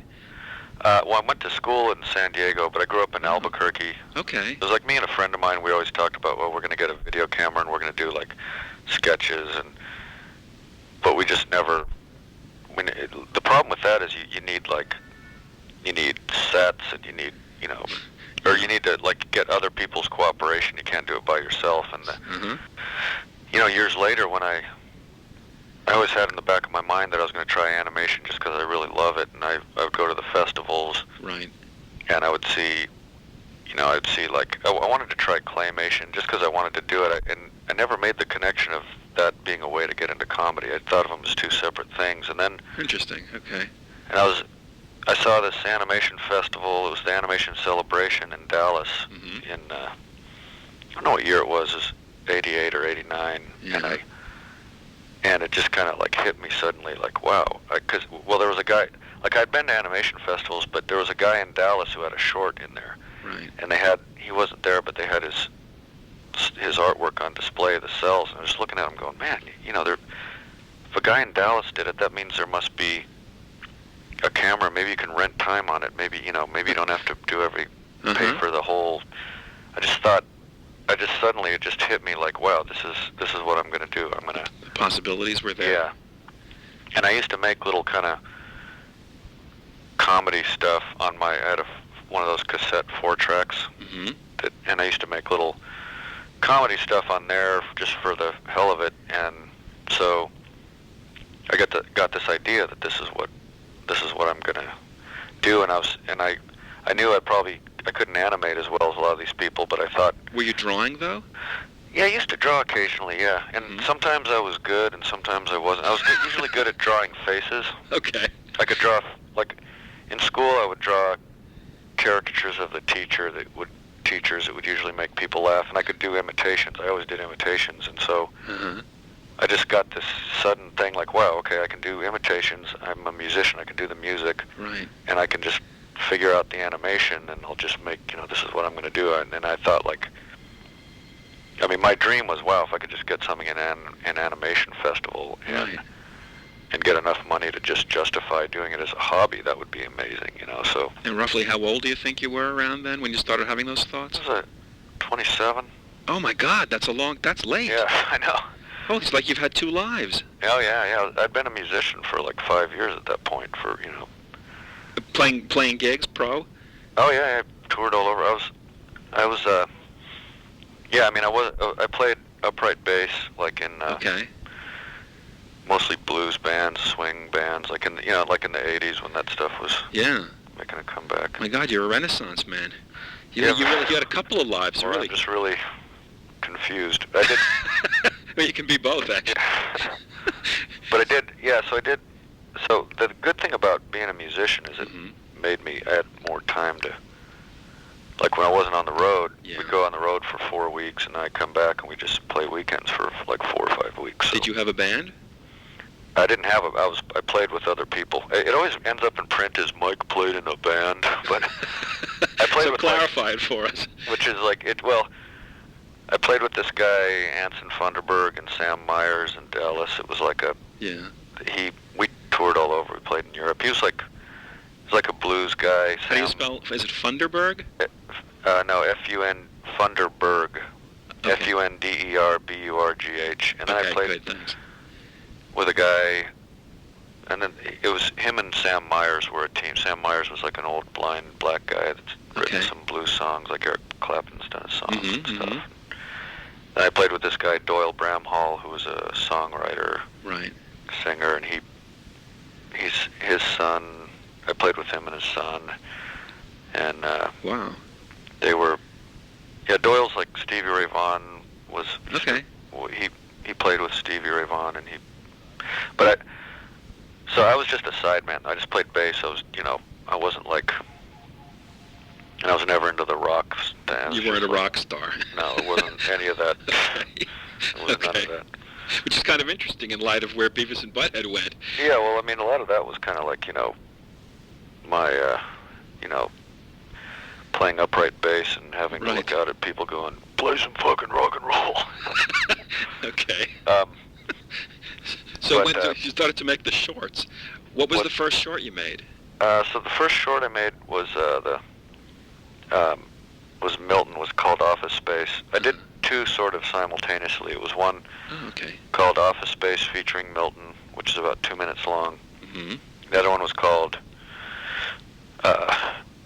like H-U-H question mark. It was a stupid title, but it was just a fat dumb guy watching a health food commercial on TV. And that's about all. Are these things on the web at all? Can they be seen? No, I think Have you removed them? I finally got the negative back to, and I think I've got the negative of, no, I don't even have the negative of. No kidding. The first Milton cartoon you can find on, in some video stores on Expanded Entertainment. Had a thing of it's like the Attorney of Animation compilation. I've seen some of those, sure, I'll have to look for it. But it, so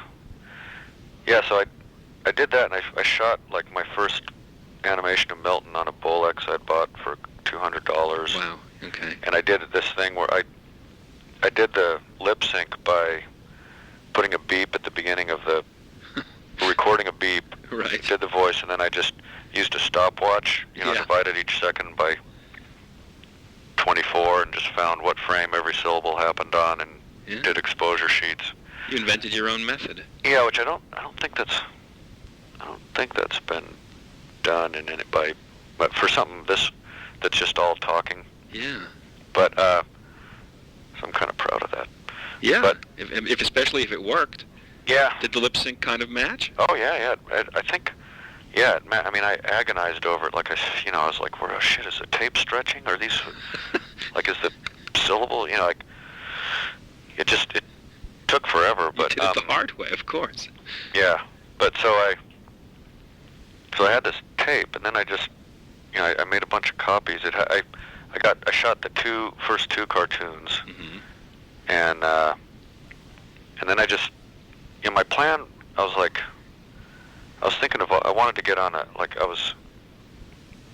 just wanted to get it out there. I started calling, I just called information and just said, New York, MTV, please. Felt kind of stupid, but I thought, well, I wasn't even telling anybody I was doing this because I was kind of embarrassed about it. So I just got every address I could. I just Festival of Animation,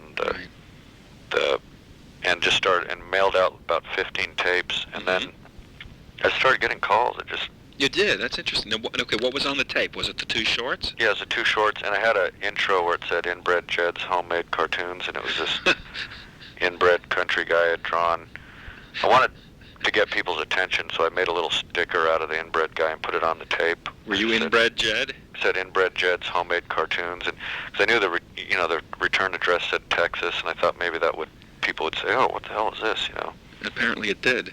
Yeah, because I figured everybody was getting thousands of tapes, and maybe it was kind of eye-catching, this little drawing. Yeah. Did anyone comment on it when they Oh called yeah, yeah. I mean, I got like the kids in the hall called me, you? No kidding. Okay. and They were in Spike- Canada though. Well, they were airing on Comedy Central, so I just sent okay. it there, Mm-hmm. and it got to them, and then Spike called me, From Spike and Mike. Spike and Mike, Yeah. and then the show on Comedy Central called Night After Night with Allan Havey Okay. Sure.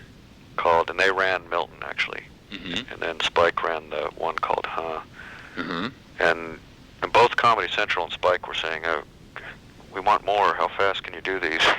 Interesting. Okay. So yeah, I mean, I was going, God, I should have done this when I was 22, you know. Yeah. So how did And, Beavis and Butthead happen? So well, that was then I did a third cartoon called Inbred Jed for Spike, and then the fourth one, I'd actually done the storyboard for Beavis and Butthead before any of those. Like, I'd drawn them in a notebook, and I had done a storyboard for Frog Baseball, and Mm-hmm. Spike had that Sick and Twisted show, and Right, he that's said, right. you know, send us your sickest stuff, and so I sent that, and he didn't really respond at first. He didn't. This is a storyboard you sent? Yeah, just a storyboard of it. Okay. He didn't really Did say they look? Did they look very much like they ended up looking? Yeah, see, that's the thing. It took, like, if you look at the way they were by season 3, that's really close to the way my first model sheets I drew of them. Wow. But JJ just didn't. He just kind of ignored the model sheets and just said, "Oh, I know how to do this. You just draw badly, and just do sloppy animation, and it'll come out looking right." And there were some, you know, happy accidents that looked kind of okay, and there were some of the guys he chose actually made them look right, but Yeah. it was just completely haphazard. It's very spotty, I know. I was watching them one after the other. There's not too much consistency. No, But they're funny. Yeah, I mean, the thing is, like, I can't believe it was a hit. When you look at, I mean, I think people just wanted to like it, and Mhm. also I think some of the video stuff saved it, the video comments, because I Right. think that's what carried it through the bad episodes. Exactly. Like the first season, there's a few episodes I think are really good, and some that I think are just horrible. Like, Mhm. and I didn't, you know, it's hard to answer the question. One, you know, like people say, well, did you do the animation? Did you, like, some of it was mine. I did, you know, You actually did some of the animation. just like, well, okay. For example, when the show was right, like if you look at the Beavis and Butthead movie or the Yeah. episodes like from the end of season 2 Mhm. to the end, anytime they're talking, that's just a trace back of all the mouths I did. Okay. That's my animation of them talking. Anytime they're stuff like Beavis doing a fist shake, I animated. Mhm. Stuff on the couch, most of the stuff on the couch is my animation. I Like never the- would have guessed that you actually did hands-on animation on that series. Well, a lot of it, you know, is like for example, I mean, you know, if you do a walk cycle hmm and them talking, Butthead slapping Beavis over and over again, Beavis doing a fist shake, Right. them headbanging, I animated. Yeah. A lot of it's just cycles, and I didn't Of sit course. there and go, you know, and paint, but you just cut and paste hmm the cycle. Right. So that's all my animation. But the first season, that was just like, I don't know, it was all over the place. Some of it was right and some of it wasn't. Okay. In terms of the writing, how much of that did you do at the very, very beginning? I think the first season there was something like 27 episodes, and I wrote 9 of them, I think. Okay. But did the rest of them get filtered through you completely? Well, see, at the beginning, because I was so green, I didn't know. I mean, I hadn't met anyone at MTV. I hadn't flown to New York yet by the time, you know, I was just dealing with them over the phone when they were buying it from me for Mhm. like really almost 6 months, I guess. Okay. Of like, first it was negotiating with Liquid Television, and then I didn't know it was going to be a show, and so then they say, you know, I was just like, okay, well, if I don't do this deal, I'll just sit here and keep making these for the festival. Right.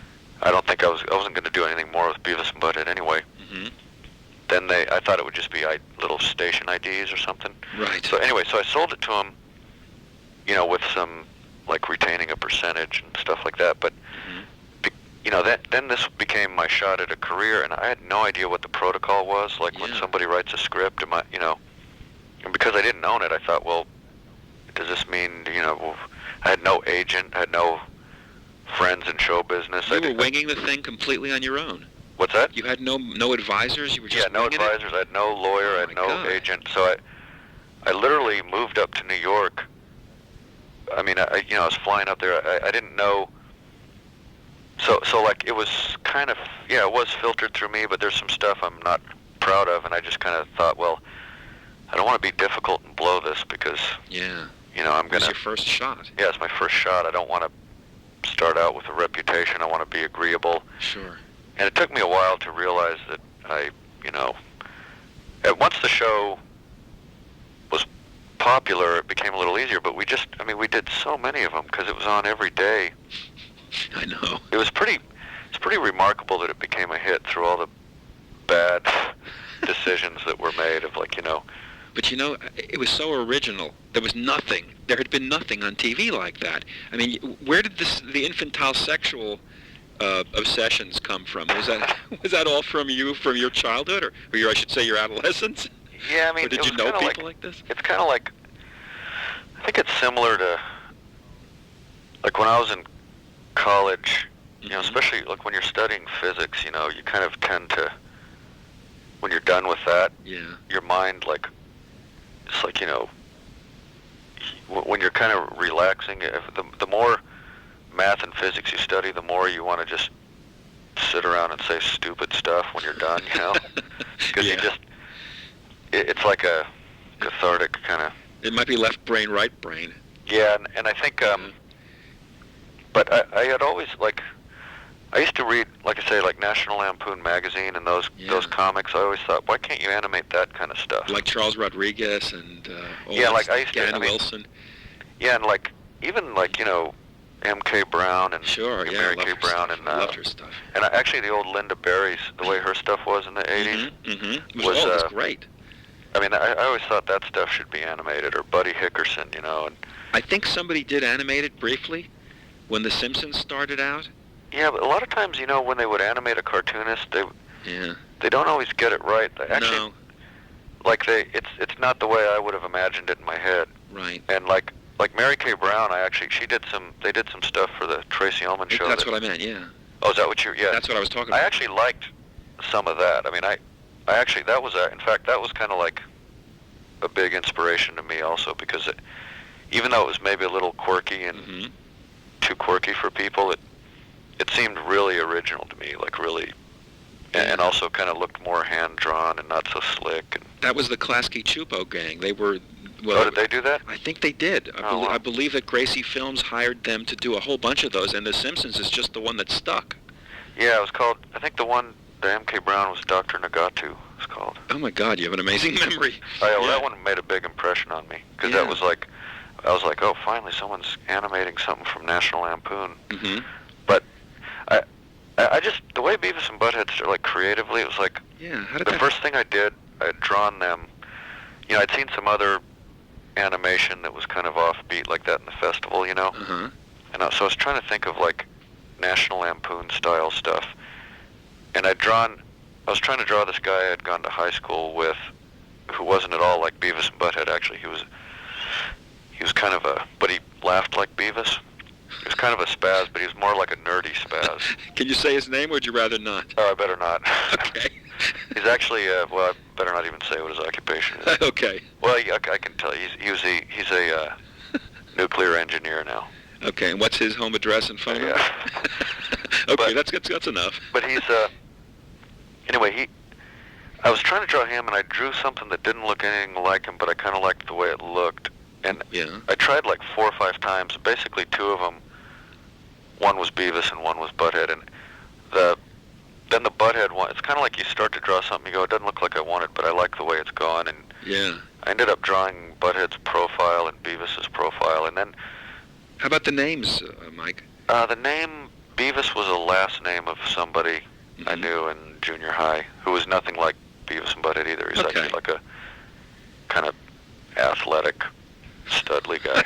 Okay. I just kind of liked, And Butthead is just, it's just Butthead. Put down, yeah. Yeah. Did it just sort of feel right to you, the Yeah, two names together? Yeah, I'd decided I was going to do something with those two drawings, like these two guys. And then I just started, I don't know, just the way they look. Like I'd drawn Beavis, for some reason, holding a lighter in one hand and like a grasshopper in the other. I guess it's just because the way he was kind of biting his lip. Yeah. Because this guy that I was trying to draw used to kind of like bite on his lip and kind of go, and yeah.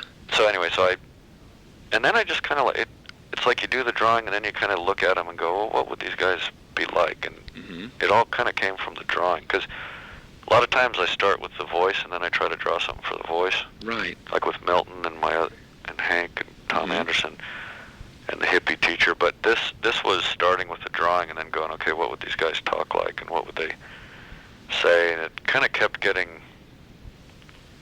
I mean, the more it just seemed like they're the guys. I remember like when with the video stuff, we were sitting around and a bunch of the promo writers were pitching very kind of heady, very written kind of jokes for Sir Mix-a-Lot standing on the big butt, Yeah. And it was just like saying all these like puns and jokes, and I just said, he's standing on a butt, and it just seemed like, that's like there's just something funny about how just inane and simple. But we all knew guys like that. I mean, many of us were those characters in school. It's like there's a part of you, like to me, there's a part of me that's like that, but you know better. You suppress it as you get older. But then it's funny when you see someone who doesn't know better, and they'll just say anything, and they're not ashamed of being dumb, and it's kind of refreshing to see. Absolutely. So tell me, when did you realize that this thing became this humongous hit? When did it hit you? I mean, well, there was so much stress at the beginning that it didn't really. Really. I mean, I remember. See, my two shorts aired on Liquid Television before the show went on the air, and so I was up in New York. I was still living in Dallas, but I was flying to New York like every other week. Where would you stay? Just in a hotel or whatever? In a hotel. At one point, I was actually I was taking the train up to Westchester to look for a place, because I was planning on, we were going to live there for a while. So I was on the train, and there were these two stockbrokers in front of me, and one was trying to describe one of the Beavis and Butthead shorts to the other. You heard this? Oh yeah, and he was getting it all wrong. He's going, oh yeah, they got this cartoon. It's called Beavis and Buttface, and they do this thing. They play frog ball, and the guy goes frog ball, and like the other guy wasn't laughing at all. And I wanted Did you to say lean something? forward and correct him. You didn't do it though. No. But I was kind of going, wow, okay, so that's kind of cool. But then I thought the first 5 episodes were such a disaster that I didn't think it was going to be a hit, and then so I wasn't really happy about it going on the air. And the day after it aired, Abby Turcouli came in and and said, we got a 1 last night. I didn't even. What does that mean? Well, that's great. Usually we're at a 0.6. Yeah, that's cable. Yeah. And I wouldn't have even known what a rating point meant. And this is this is 93. Most people regular people didn't know anything about ratings. I know. Nor did they care about it. So I said, oh, well, that's higher. Oh, that's good. Then the next night it was a 1.2. Then it was just the same 2 episodes airing over and over again, because JJ was supposed to have 22 when it went on the air March 8th, and he had 2. Oh, God. And then he had 2 more coming in at the end of the week with no time to fix them or anything. Man. Anyway. That sounds stressful. To say the least. Yeah, it was. But, I didn't really, at that point, I was so unhappy with those episodes, I almost didn't want it to be big, because I knew we had better ones coming. Yeah. And then it went off the air and came on in May, but I guess the Rolling Stone cover was kind of a... Was that the first big shot? Probably, yeah. That, and I don't know, I don't remember... I remember, seeing it on magazine covers, and then also hearing that Letterman was quoting it, and hearing that, Yeah. It's like every day I'd hear something new about somebody, using it as a sort of a cultural reference thing. And And you're still commuting back and forth at this point? No. At that point, like in Where were you at that? I moved to New York in January of '93. Okay. So. Yeah. Where did you live? Just out of curiosity. In the city? They gave me like 2 days to find a place. Shit.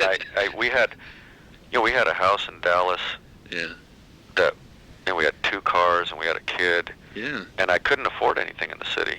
Sure, 'cause I was like, ridiculous. okay, by the time I put my 2 cars in storage and, I just couldn't make it work. There wasn't enough time, so I got a townhouse way up in Port Chester. Okay. It's a bit of a commute. Yeah, and it was like, but at least I just kind of had no choice. I didn't know how I was going to make it work living in the city. And Yeah.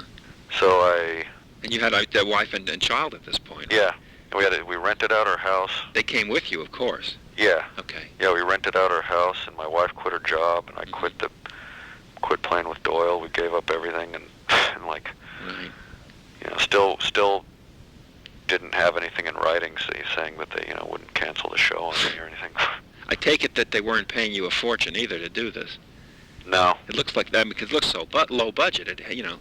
No, they weren't paying me, but things started to go. It happened pretty quickly once it became a hit. Like and I'd signed with management right before, like a month before it went on the air. Okay.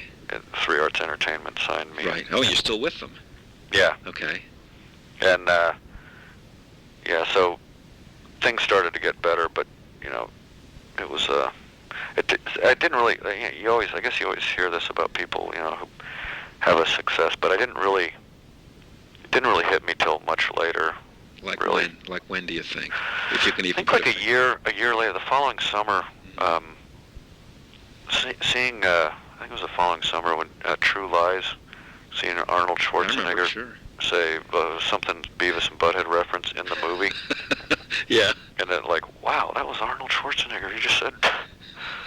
So you had no advance warning that was going to happen. You were just at the movies. Yeah. Yeah, and That's there it the was. trip. Arnold Schwarzenegger. Yeah. Like, what? That's my show.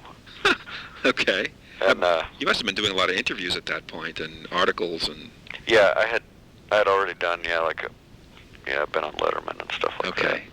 And I'm sure that felt great to have somebody like so high profile and hip behind you like that. Oh yeah, it was great. It was great to have like some of these more respected than myself, like Beavis and Butthead, because I think there's a lot of people that won't that don't form their own opinions. Well, I mean, it's just That's the world you're talking about. yeah, it's just They wait for other people to. like Einstein said. Like, what was it? What did he say? Few people think with their own minds and feel with their own hearts. Yeah. And I think, but yeah, Letterman and like Bernardo Bertolucci and Stephen King and Jerry Seinfeld, all these people. You had all the right people on your side. Yeah, it was like, that really was, it was really nice. Who was knocking the show? So I remember hearing there was controversy. It was corrupting our our youth. Who was knocking it? Do you remember? Oh, all kinds of like weird little groups and morality and media types. I mean, that year was the whole thing of violence in the media being the main problem in the country was just like a fever pitch, and Beavis and Butthead was right there on a silver platter as the scapegoat for. Absolutely, but in many ways, I know you didn't set out to do this. It changed TV. I mean, it changed animation on TV. Beavis and Butthead were saying and doing things that, we used to do in school and kid with our friends and go, nobody would put that on TV. And there it was. Yeah, it's weird. Like I don't. I'm really not the type that's like, I'm trying to push the envelope or do something foul on TV, and I actually don't like it when, like, I don't like it when something is just foul for no reason. And of course not. Yeah. Sometimes Beavis and Butthead slipped into that, but it wasn't. You think so? I mean, if to me, maybe I'm too close to it, but yeah. But I think that on the whole, I don't think it did. It wasn't the intention, but I think you got away with it because it was satire. Yeah, it's like that's to me that's where it's. Yeah. it's right when it's satire, and it's not right when it's not satire. I mean, who's to say when it is and when it isn't, though? Yeah, I mean, It's a very fine line. Yeah, it is. You know? But so at what point, I realize we're going over the half hour. No, it's okay. I just have to, I can go for like another 20 minutes. Oh, good, okay. Because I really want to find out, at what point did you get approached to do another, well, I know we're skipping over the movie here, but at what point did you get approached to do King of the Hill, or to create something new? How did that happen? Well, I guess it was around when I signed with, well, it was in 94, Three Arts they were really advising me to do a overall deal with the studio. Okay. And I was kind of, the way my deal with MTV was, it made the most sense if I wanted to go on to do other stuff. That was the best way to do it. And so Fox, you know, I met with all the studios, and I think they said, oh, okay, so he's not a scary guy with swastika tattoos or anything. He's, you know. Yeah. And then so Fox, Peter Chernin was the head of Fox at the time, and I ended up doing a deal there, and Peter Roth said, you know, we want a show to follow The Simpsons, an animated show, and you know, nothing's been able to work in that slot. And, I wasn't sure I wanted to do another TV show. I was like, but then I started thinking, well, okay, what would I want to see, you know? Okay. And I'd always had these 4 neighbors up in Dallas that when we had bought a house up there, and I was kind of like, they were always out in the back drinking beer in the alley, you know.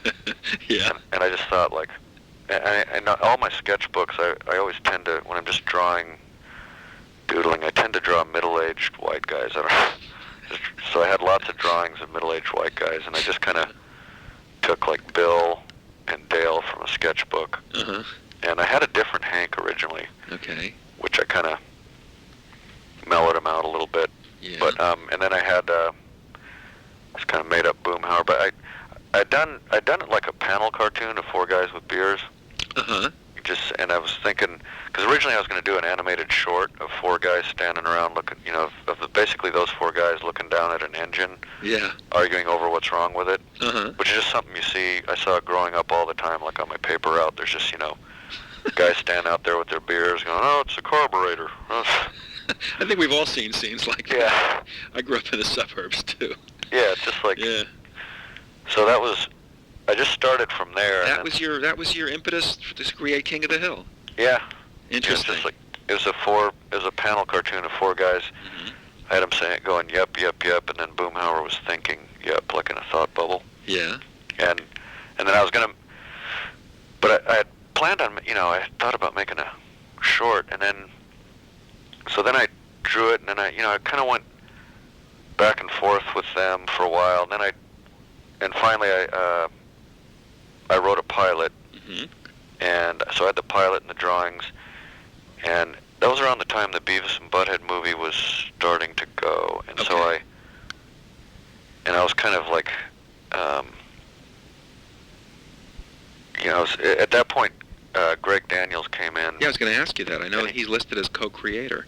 Yeah, well, he came in after. I mean, I'd already written the pilot and done the drawings, and he came in and did a rewrite of the pilot.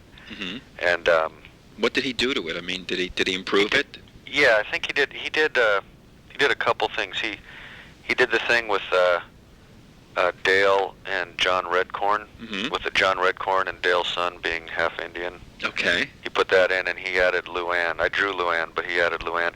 I also had I had the Asian neighbors. Okay. The pilot was the Asian neighbors moving in and the social worker. Okay. So he took all the Asian neighbor moving in stuff and removed it, and then had it just be the social worker, and he added the thing with Dale, and and he added Luann. So he kind of refined it. Yeah. Okay, but he didn't really mess around with your basic premise at all. No, not really. I mean, and then he kind of got the show up and running. You know, I was still doing the Beavis and Butthead movie. He, you know, he did all the work of interviewing the like finding the writers and So he was like the showrunner, is that what it yeah, was? he was the showrunner, yeah. Okay, yeah, So- because how can you be in 50 places at once? Yeah, The movie must have taken a lot of your energy, I would think. yeah. And, he had added some good stuff to the pilot, so I thought it would be good to put his name on there, make him want to Yeah, make it his reputation, too, sure. not just mine. And at that point, I was like, I'll share the success if I can share the blame, too. I hear you. Okay. Um, So you guys really never sat and brainstormed together, did you? Or did it? Once. Why, really? Okay. Well, he came down to Austin for like 2 days, Uh-huh. and that's in like a little kickoff meeting about it. Okay. And here's what I'm thinking of doing, and I said okay, and then he just did the rewrite. Did you feel that he had the right sensibility? Because this was kind of like a shotgun marriage, wasn't it? Well, it was. Or were you able to pick and choose who you Oh no, wanted? I mean I had met with him a couple times, Okay. and he seemed like he would. He seemed like he would get it. Mm-hmm. And also, at that point, I was like, it wasn't clear. There was an executive there before that. I wasn't sure it was going to get picked up. In fact, I kind of thought it Really? wouldn't. So I just kind of like, oh yeah, sure. You were very cavalier about it. Okay. Yeah, it's weird. You don't like. What people forget is there's lots of development. Oh, please, I'm going through it right now. I have Oh, yeah. I have a show at Film Roman. It's in development hell. Yeah, and so you don't like. Yeah, I know. You see how many things don't get made, so you just kind of go, we'll try this and this, I hear you. No, I understand completely. And like looking back, if you knew it was going to be on the air for 7 years, or what, How could you predict that, though? yeah, you'd go, well, okay, wait a minute. Okay.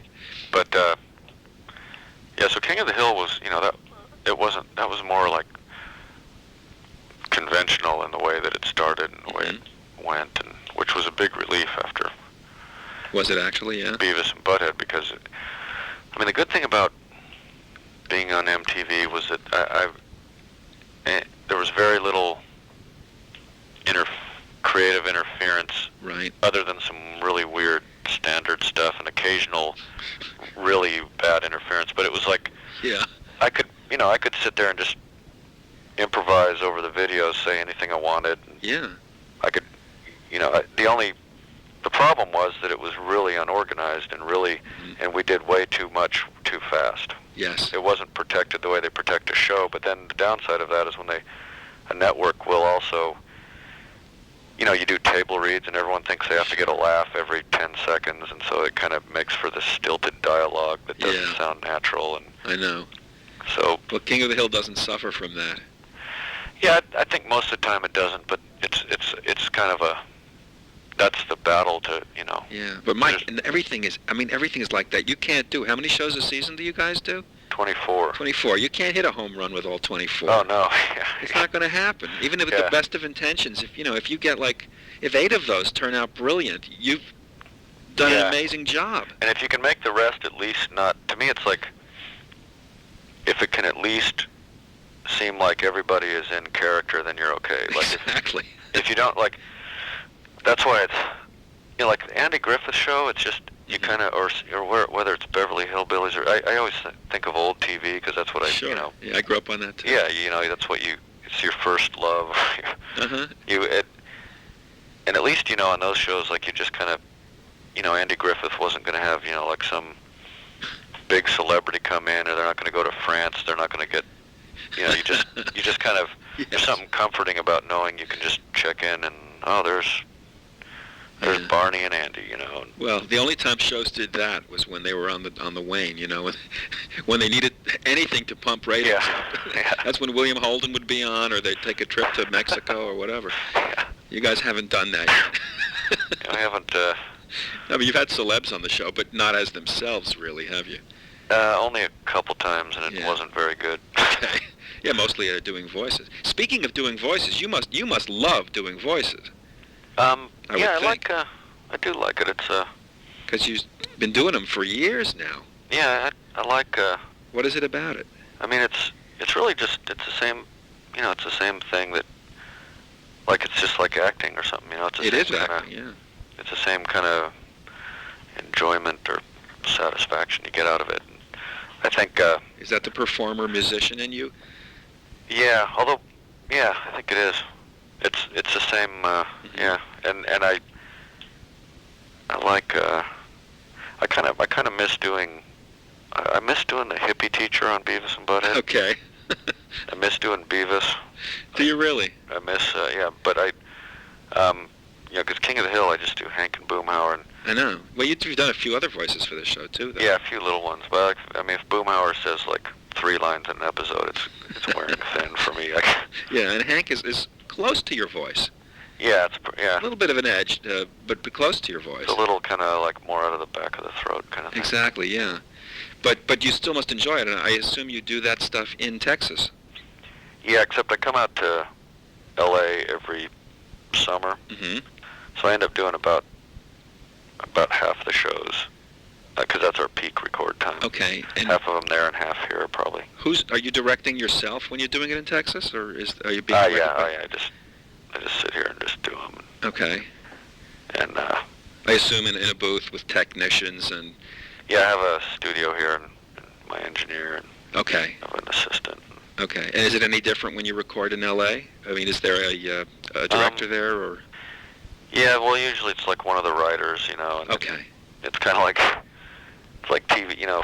It's like, you know, I think most of the actors on King of the Hill know how to do their character and don't really need to be directed. This is true. Yeah, especially the regular cast. Yeah, it's like yeah, I mean. And who's going to tell you?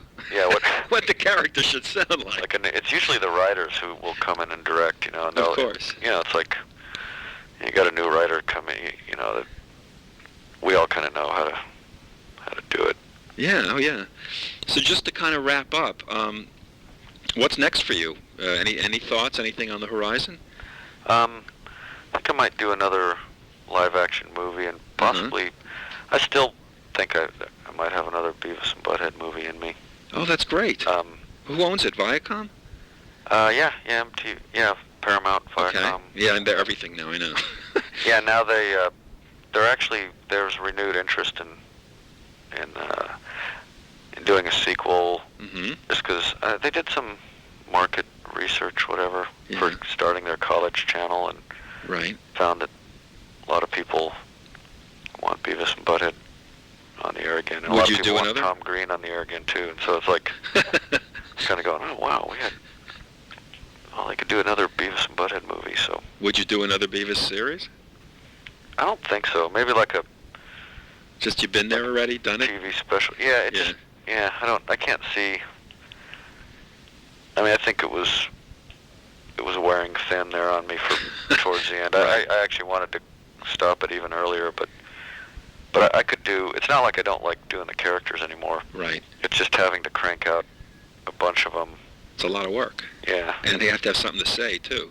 Yeah. And I liked, you know. I feel like I could, if it were like, 12 episodes a year, it would be fun. But that's, No, it would be. Well, who knows? I mean, nowadays people do, 8 episodes of Sopranos or. Yeah, on cable, yeah, they do. Yeah, it's kind of. I like it actually. I mean, it leaves you wanting more. Yeah. But it doesn't get thinned out. Yeah, I think that was the problem, and also they were rerunning them in such an erratic way that people would see the same ones over and over again. There'd be episodes that aired literally like 80 times in a year, and one that had aired 7 times. Right. And no matter how many memos I wrote, they could never fix that. So. That's MTV for you, though. Yeah. They're very disorganized still. Yeah. They still are. Well, thank you very much. All right. Good luck with everything in the meantime. Okay. And take it easy. All righty. We'll talk. See you. Okay, take care. Bye-bye.